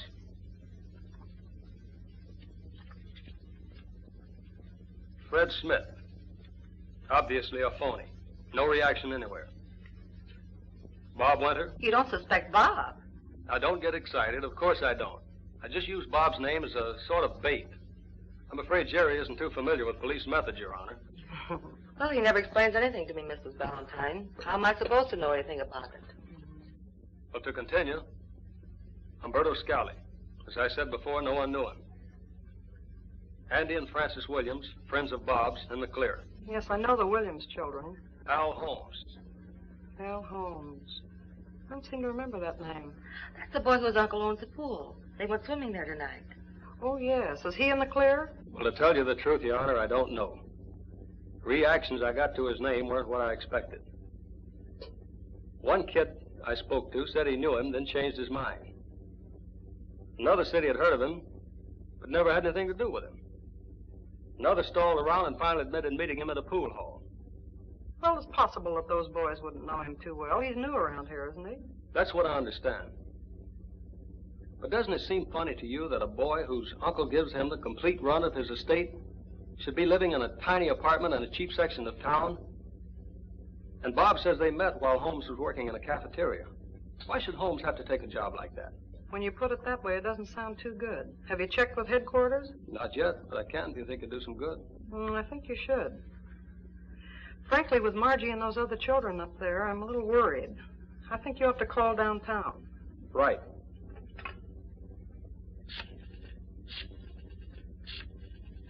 Oh, this is going to be fun. Oh, here we go. Here we go. Not too tight. Spin her around. Oh, there, Frankie. Okay, here we go. 1, 2. Oh!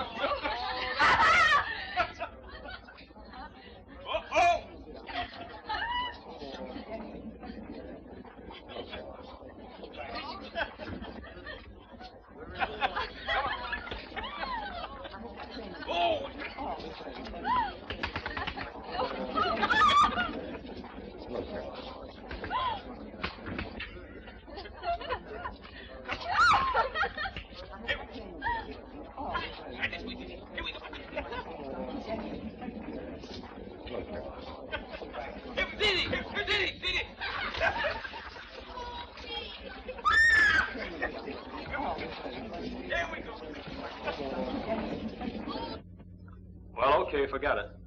Thanks, goodbye. Well, that's it. Headquarters hasn't a thing on Holmes. Well, I don't like to go against one of your hunches, Sergeant, But it just doesn't make sense, Your Honor. Everyone I spoke to about Holmes gave me a stall. Those that knew him couldn't even agree on what his uncle's name was. One kid said his name was Stevens. Well, it is, isn't it? Maybe. But another who knows both Holmes and his uncle said his name was Simmons. It just doesn't... Simmons. Something about Simmons. Sounds too familiar. Let me see your notebook, Sergeant. There you are. Let's see. Fred Smith, Bob Winter, Hal Holmes, Stevens, Magnolia, Simmons. Smith, Stevens, Simmons. Simmons. Why didn't I think of it before? Ethel, bring our coat. Sergeant, Jerry, I think I've stumbled on something. We'll go downtown. I'll explain at the office. Go on, here we go. Hurry up, put it on us. Go on, get it. This is really going to be good. Oh, this is all. This will do the trick. Yeah, she's going to dance.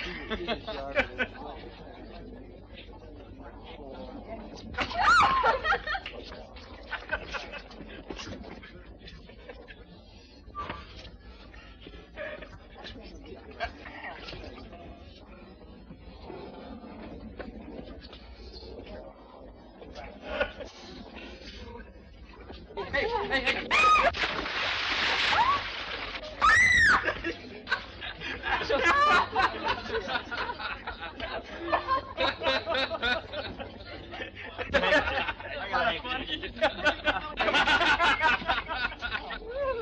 How did it feel? He's in. You're in. Oh, murder. I feel like a rat who's been half drowned in a bottle of bourbon. You and me both. Oh, my God. Hurry, will you help me get on my things?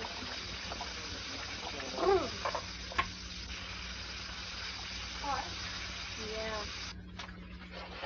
Here, honey, get out of this nice warm shower. Oh, good.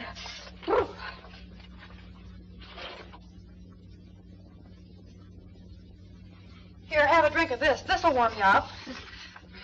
Okay, thanks. What is it? Half and half. Spiked. What's that? Half Coke and half bourbon, with a couple of phenos thrown in. Phenos? What are they? Nerve medicine, honey. You need it.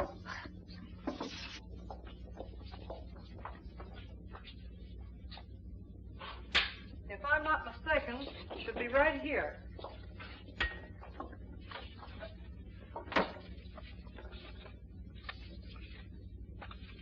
Here it is.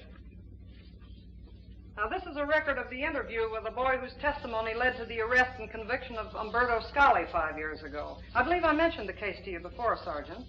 You know, the filling station holder. Yeah, I remember now. The kid had taken Benzedrine. I don't believe we have to play the whole record, because I think what we want is down near the end.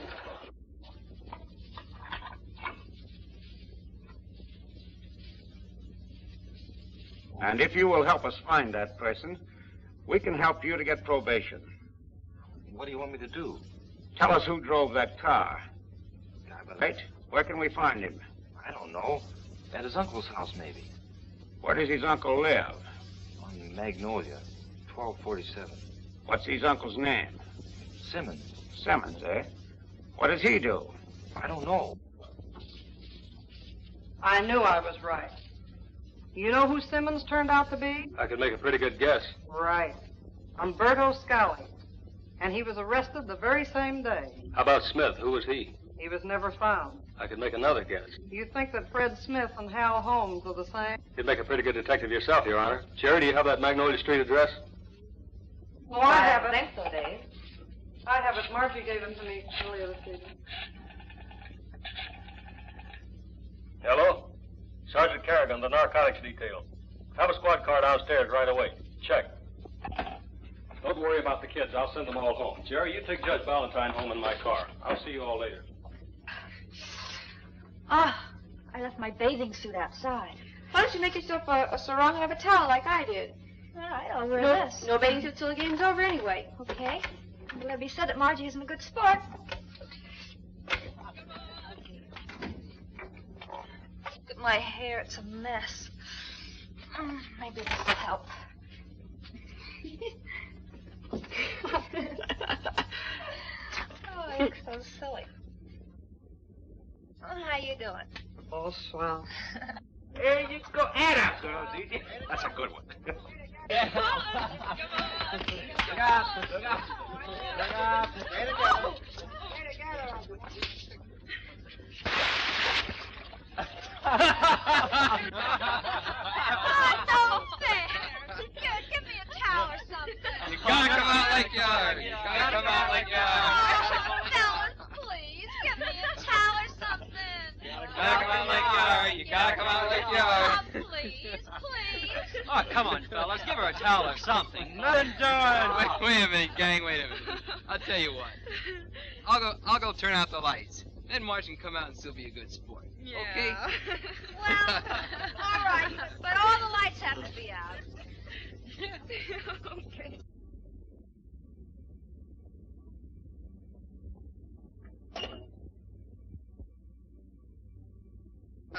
Give me a towel or something.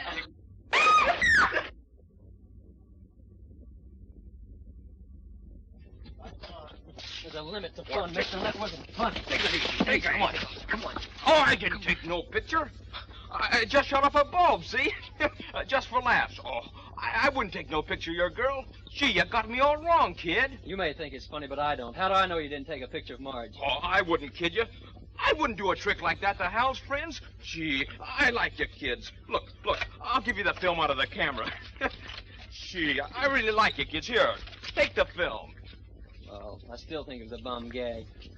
Oh, Tony's a good guy, Bob. Yeah, Come on, Bob. take it easy here. He didn't mean any harm. Sure. Come Okay. on, get a drink. Come on. Just a minute, you. Are you Holmes? Why, yes, I am. I don't believe we've met, though. But if you're a friend of Bob's, well, you're very welcome. Won't you join our party? I don't think so, Holmes. I think I'd much rather have you join mine. I don't understand. You will. You're under arrest. I'm holding you on suspicion. Suspicion of what? Contributing to the delinquency of minors. How's that for a start? Delinquency? Why, there must be some mistake. This is a private residence. We're having a private little party. Private residence, huh? Whose? My uncle, Mr. Stevens, but he's away on business. Stevens, huh? Wouldn't be Scali, would it, Holmes? Umberto Scali? Bob, you take Margie home. Come on, Holmes. Gee.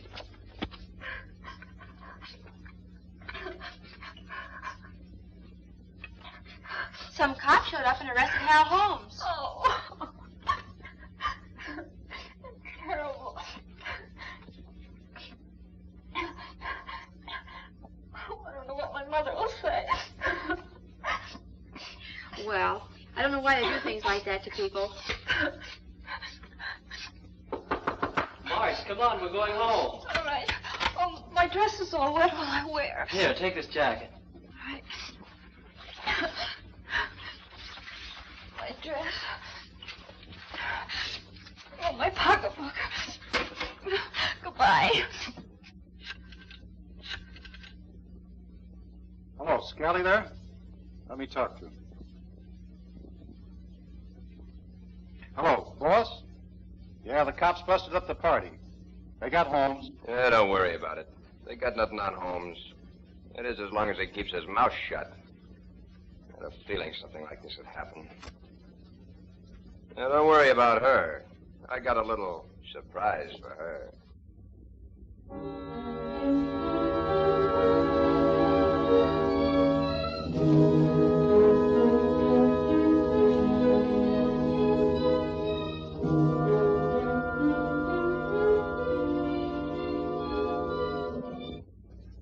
It's a cinch Holmes is the elusive Fred Smith, but we'll have to find some way of proving it.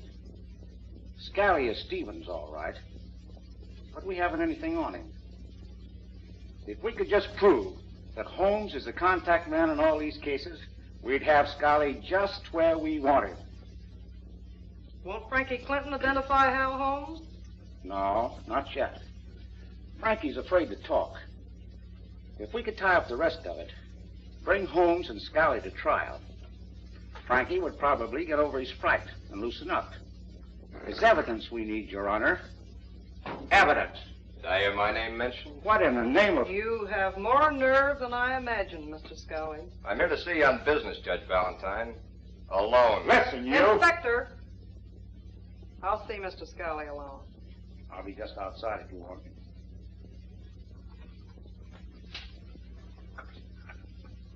Well, we're alone. Judge Valentine, you know, I've got to hand it to you. You've done very well in the 5 years since we last met. Yes, sir, I've got to hand it to you. I thought you said you were here on business. Last night, the police arrested a friend of mine. I was under the impression that he was your nephew. Hal Holmes is not my nephew.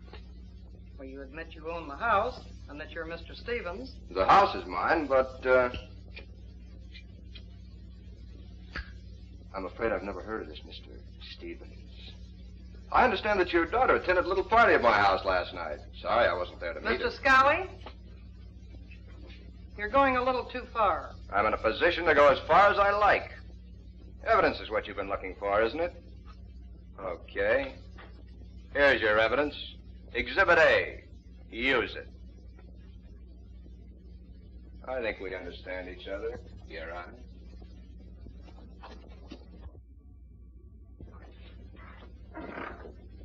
Of all the low-down sneaking. The gall of him to come marching in here like that, knowing we can't touch him. Just wait till Inspector, I wonder if you could see if Dave Kerrigan would come over to my office. I'd like to see him as soon as possible. Yes, ma'am. I'll have him sent over right away.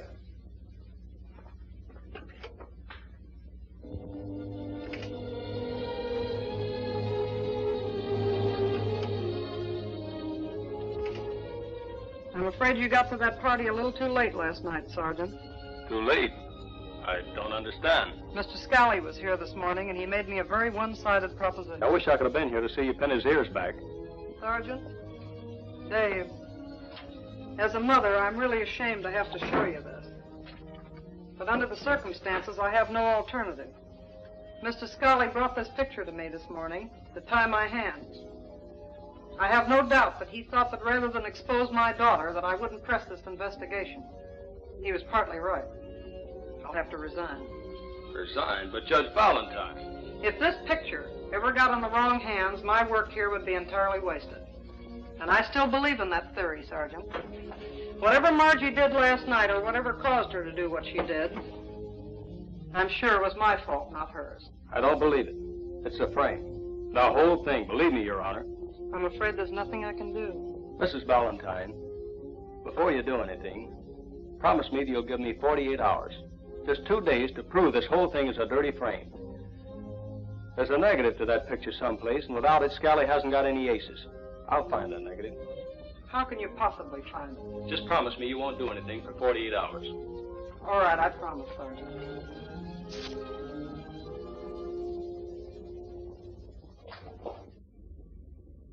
Hello, Dave.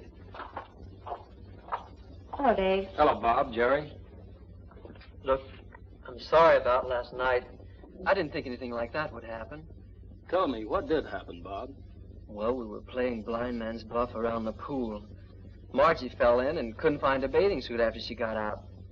She put a towel around her, and someone knocked her back in the water without the towel.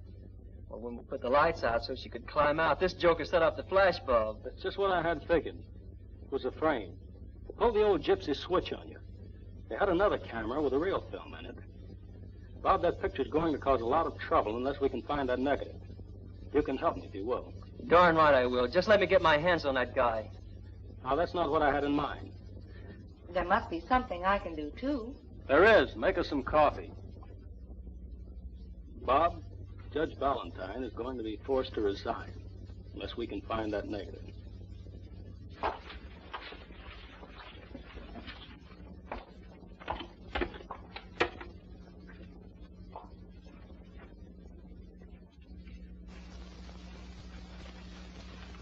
Say, how was your date last night?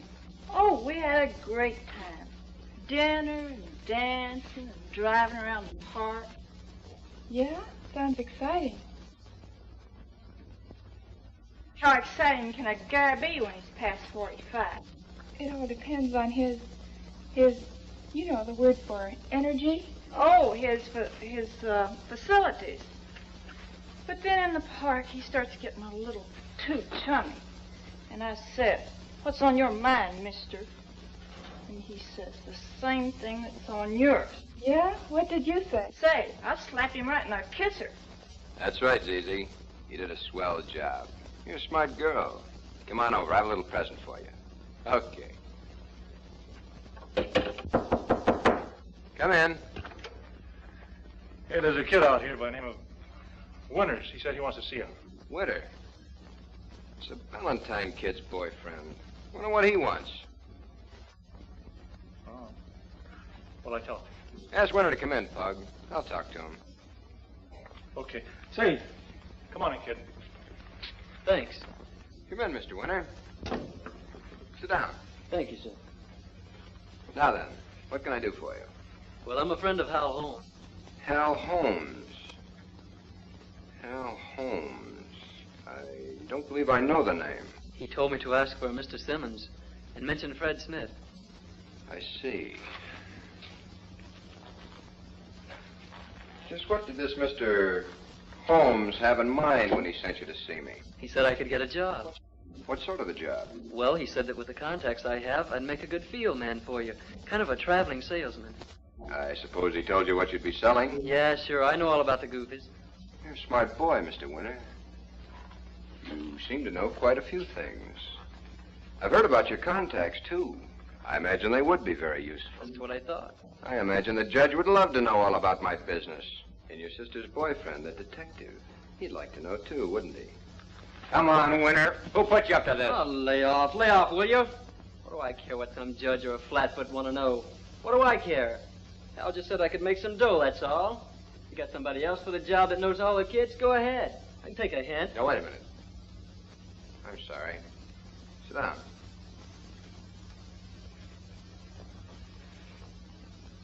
Okay, I'll give you a try. You may be taking on more than you bargained for. Hal's job wasn't easy. But you'll be able to pick up a few extra bucks here and there. Swell. Thanks, Mr. Scally. Sorry I had to push you around, but you understand. You can't be too careful. Sure, that's okay, boss. Okay, Winter. Come back this evening and meet the rest of the boys. Okay, boss. See you later. He puts on a very convincing act. I want to know what his angle is. Don't let him out of your sight, Pug. I'll stick to him like we were Siamese twins.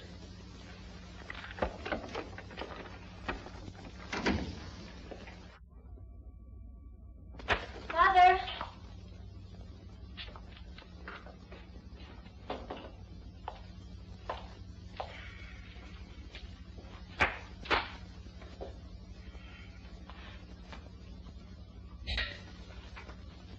Calling all cars, calling all cars.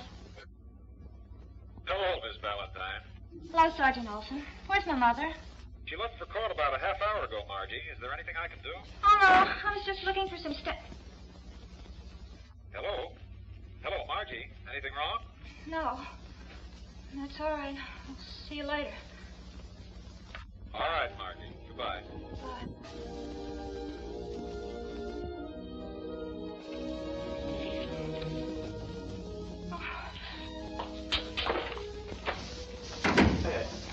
All right, ladies, spread out a little.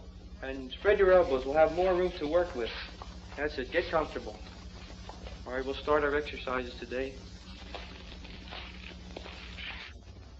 Say there, miss. Come on in here. Get your gym clothes on and we can start working. But I... Come on now. You're holding up the class.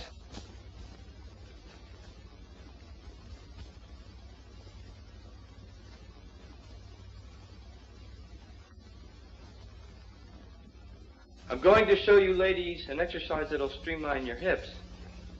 And as soon as this young lady gets in line here, we'll start with our exercise.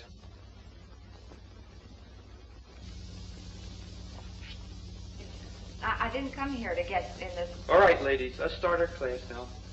Our first exercise is the tilting exercise. Are you ready? Get your hands above your heads. Spread your legs. Come on now. You're holding up our class. Spread your legs. Don't be bashful. All right, all together now. Ready? 1, 2, 1. Mrs. Goldberg, bend over. 1, 2. That's fine. 1, 2, 1, 2. Miss Tessie. Yes? That's your first name or your last name? What difference does it make? Take your choice. Okay. Miss Riley. Yes. Mrs. Cross. Yes. Miss Anderson. Yes. Miss Goldberg. Yes. Let's see. I don't believe I have your name, Miss. I was trying to tell you I wasn't part of the class. I'm looking for a job. Oh, I'm sorry. I thought. I guess you're not here to reduce, are you? No, I'm not. Speak to Mr. Scally. Golly, I'm awfully sorry. Look, if you'd like, I'll go see if Mr. Scally's in his office. Well, would you? Thank you very much.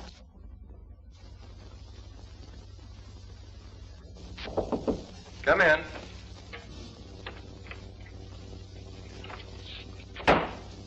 There's a young lady to see you, Mr. Scally. Well, ask the young lady to come in, please, George. Sis? Sis? Dear Bob and Dave, if you two can play detective, so can I. I've gone to the gym to get that negative.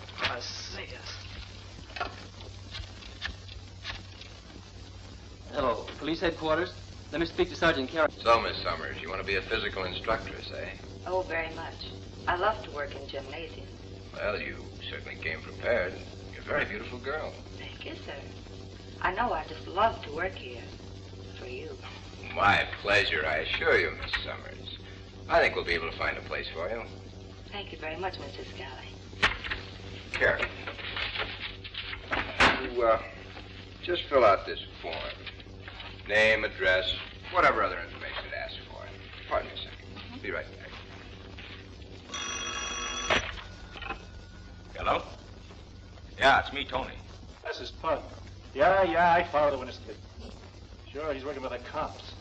And that ain't all.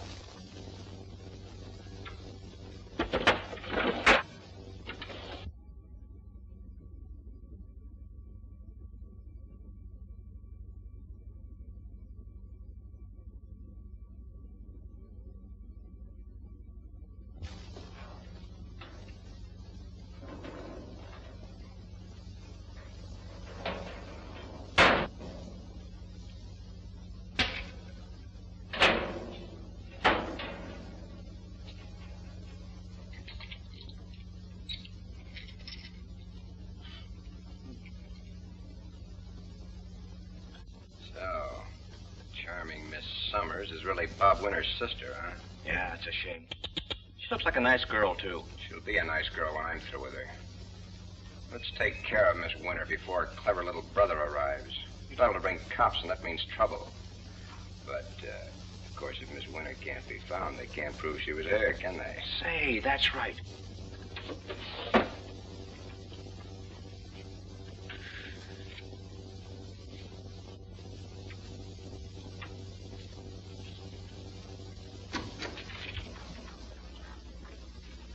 Well, Miss Summers, find what you were looking for? Oh, I was just looking for an eraser. Did you find an eraser? No, I didn't. I'm sorry I made such a mess of everything. I didn't mean to. I'll clean it all up. I wouldn't think of having you do that. If you didn't find an eraser, what did you find, Miss Summers? Nothing. I didn't find anything. Oh, come now. You must have found something. I leave so many things lying around. Some pictures, perhaps, taken here and there. Or a negative. Yes, a negative. Isn't that what you were looking for? You little flatfoot spy. Wait, Eiferman, you! Let go of me. No!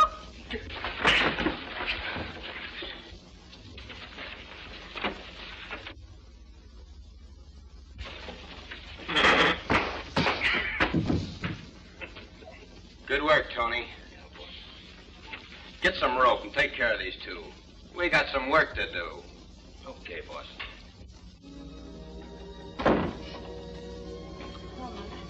Oh, hello, dear. I didn't hear you come in. You thought I was kind of quiet. You had dinner? Had a hamburger. What's that getting to be, a steady diet with you? We have a vegetable or two left in the world, you know. No. Guess I forgot. Anything new happened today? No. Oh, I'm tired out.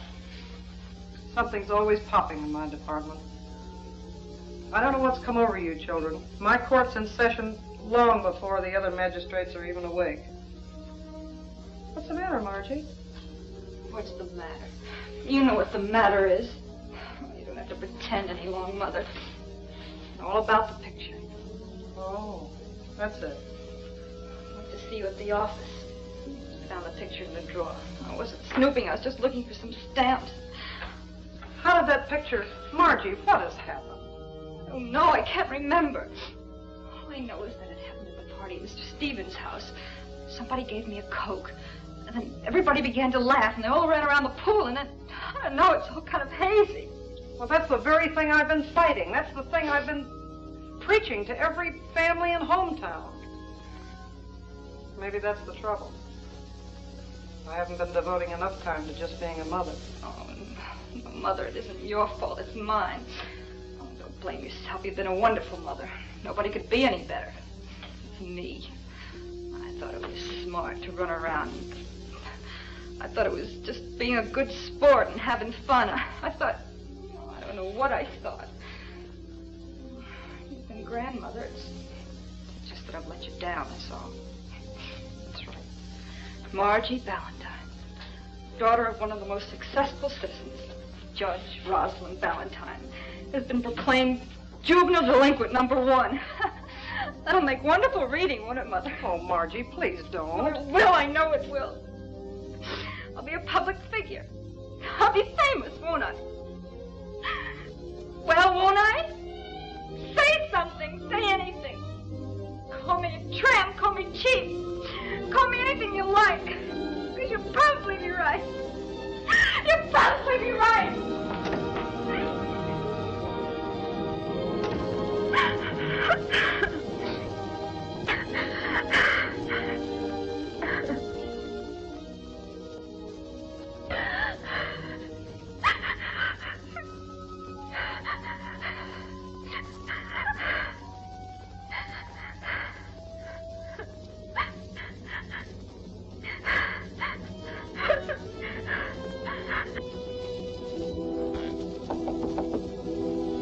Margie, may I come in?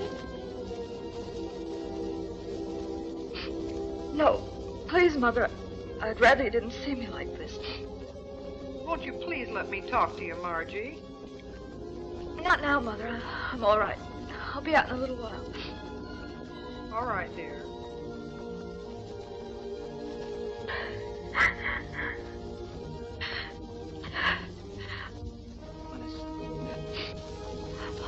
Mother, I'm sorry. Dear God, please forgive me.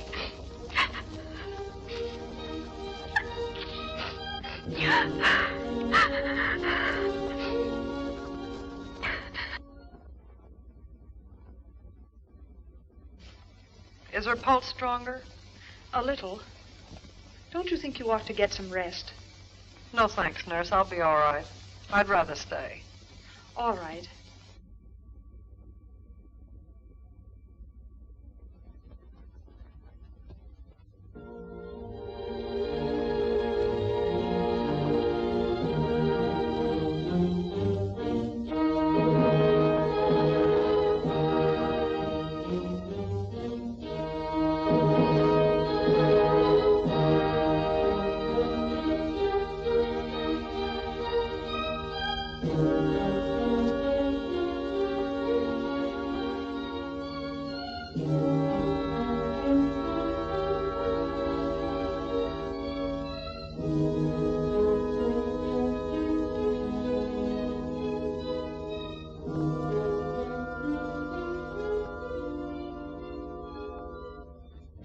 So when I got the emergency call on the car radio, I came right over. What's the score, Doc? How's the kid? Well, she'll come out of it all right. She's had a close call. She's still in a coma, but... here you are, Doctor. Oh, Miss Keller, this is Sergeant Kerrigan. How do you do? Pulse is much stronger. Respiration's better. These kids have tremendous rallying power. Well, that's a great relief. Is the judge here? She's with her daughter now. Well, I won't disturb her then. Just exactly what did she take? Well, some form of hypnotic or barbiturate. What form it was, we really don't know. It doesn't make much difference. They all act about the same way. But judging from her condition, I'd say it was either Nebutol or Seconal. Is there anything else, Doctor? I don't think so. Continue with the saline and the glucose intravenously and also the benzodrine. 10 cc should be enough. If there's any respiratory change, call me. Yes, Doctor. Nice to have met you, Sergeant. Thank you. You're giving her benzodrine. Is that used in treatment, too? Oh, yes. In cases like this, there's a tremendous depression. It takes a powerful stimulant to counteract it. I see. Yes, if drugs like this were used for medical purposes only and properly prescribed, we wouldn't have cases like this. But I've heard of people committing suicide when these pills were obtained through a doctor's prescription. Well, that's true. But the physician is not always at fault. I know that some doctors will prescribe 100 tablets to save writing out a new prescription. I know that some druggists sell it illegally, and that in some states a prescription is not even required. The solution lies in public education. And until such a time as uniform state laws are introduced governing the sale of such hypnotics, cases like this will be as common as ever. I've got to agree with you there, Doc. You say these cases are common. Yes, drug poisonings are very common to a doctor. Take this case, for example. It's a woman. Brought her in here just a little while ago. A DOA case. Dead on arrival, huh? Mrs. Amanda Cross, a granulocytosis. It's just another form of drug poisoning. She was filled with dinitrophenol.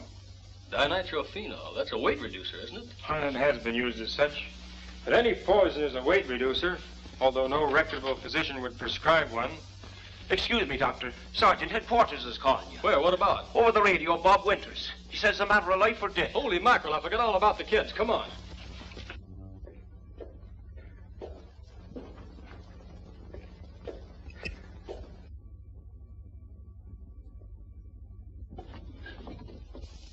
We're clearing out. Go get the stuff out of the locker.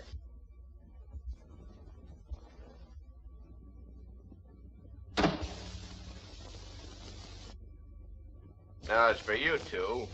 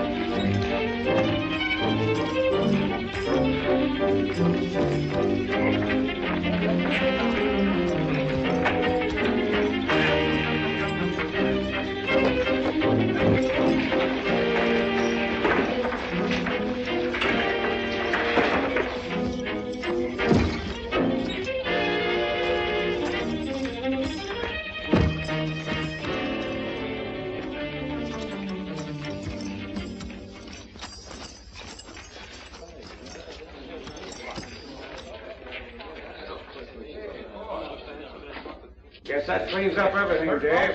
Shut up. Good How work. about our mouthpiece? I'm glad you don't have it. Better be on their way. Hey, look what I found. Well, I guess we better take a little trip downtown. All right, boys, on your feet. Go on. Come on. On your way.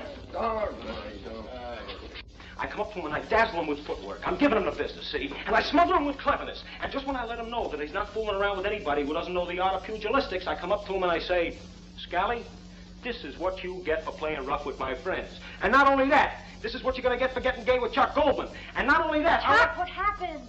What happened? 1, 2, he knocks me cold. Well, I'm glad it's all over.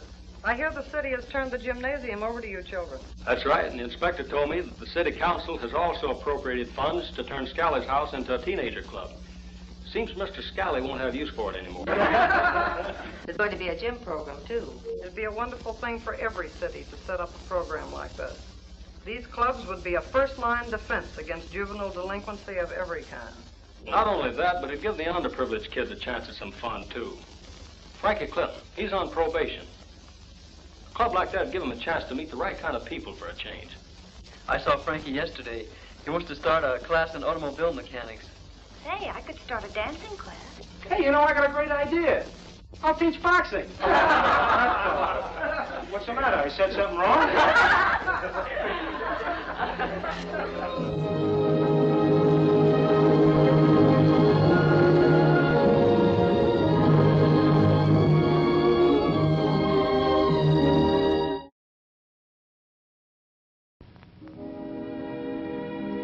And now, folks, it's time to say goodnight. We sincerely appreciate your patronage and hope we've succeeded in bringing you an enjoyable evening of entertainment. Please drive home carefully and come back again soon. Good night.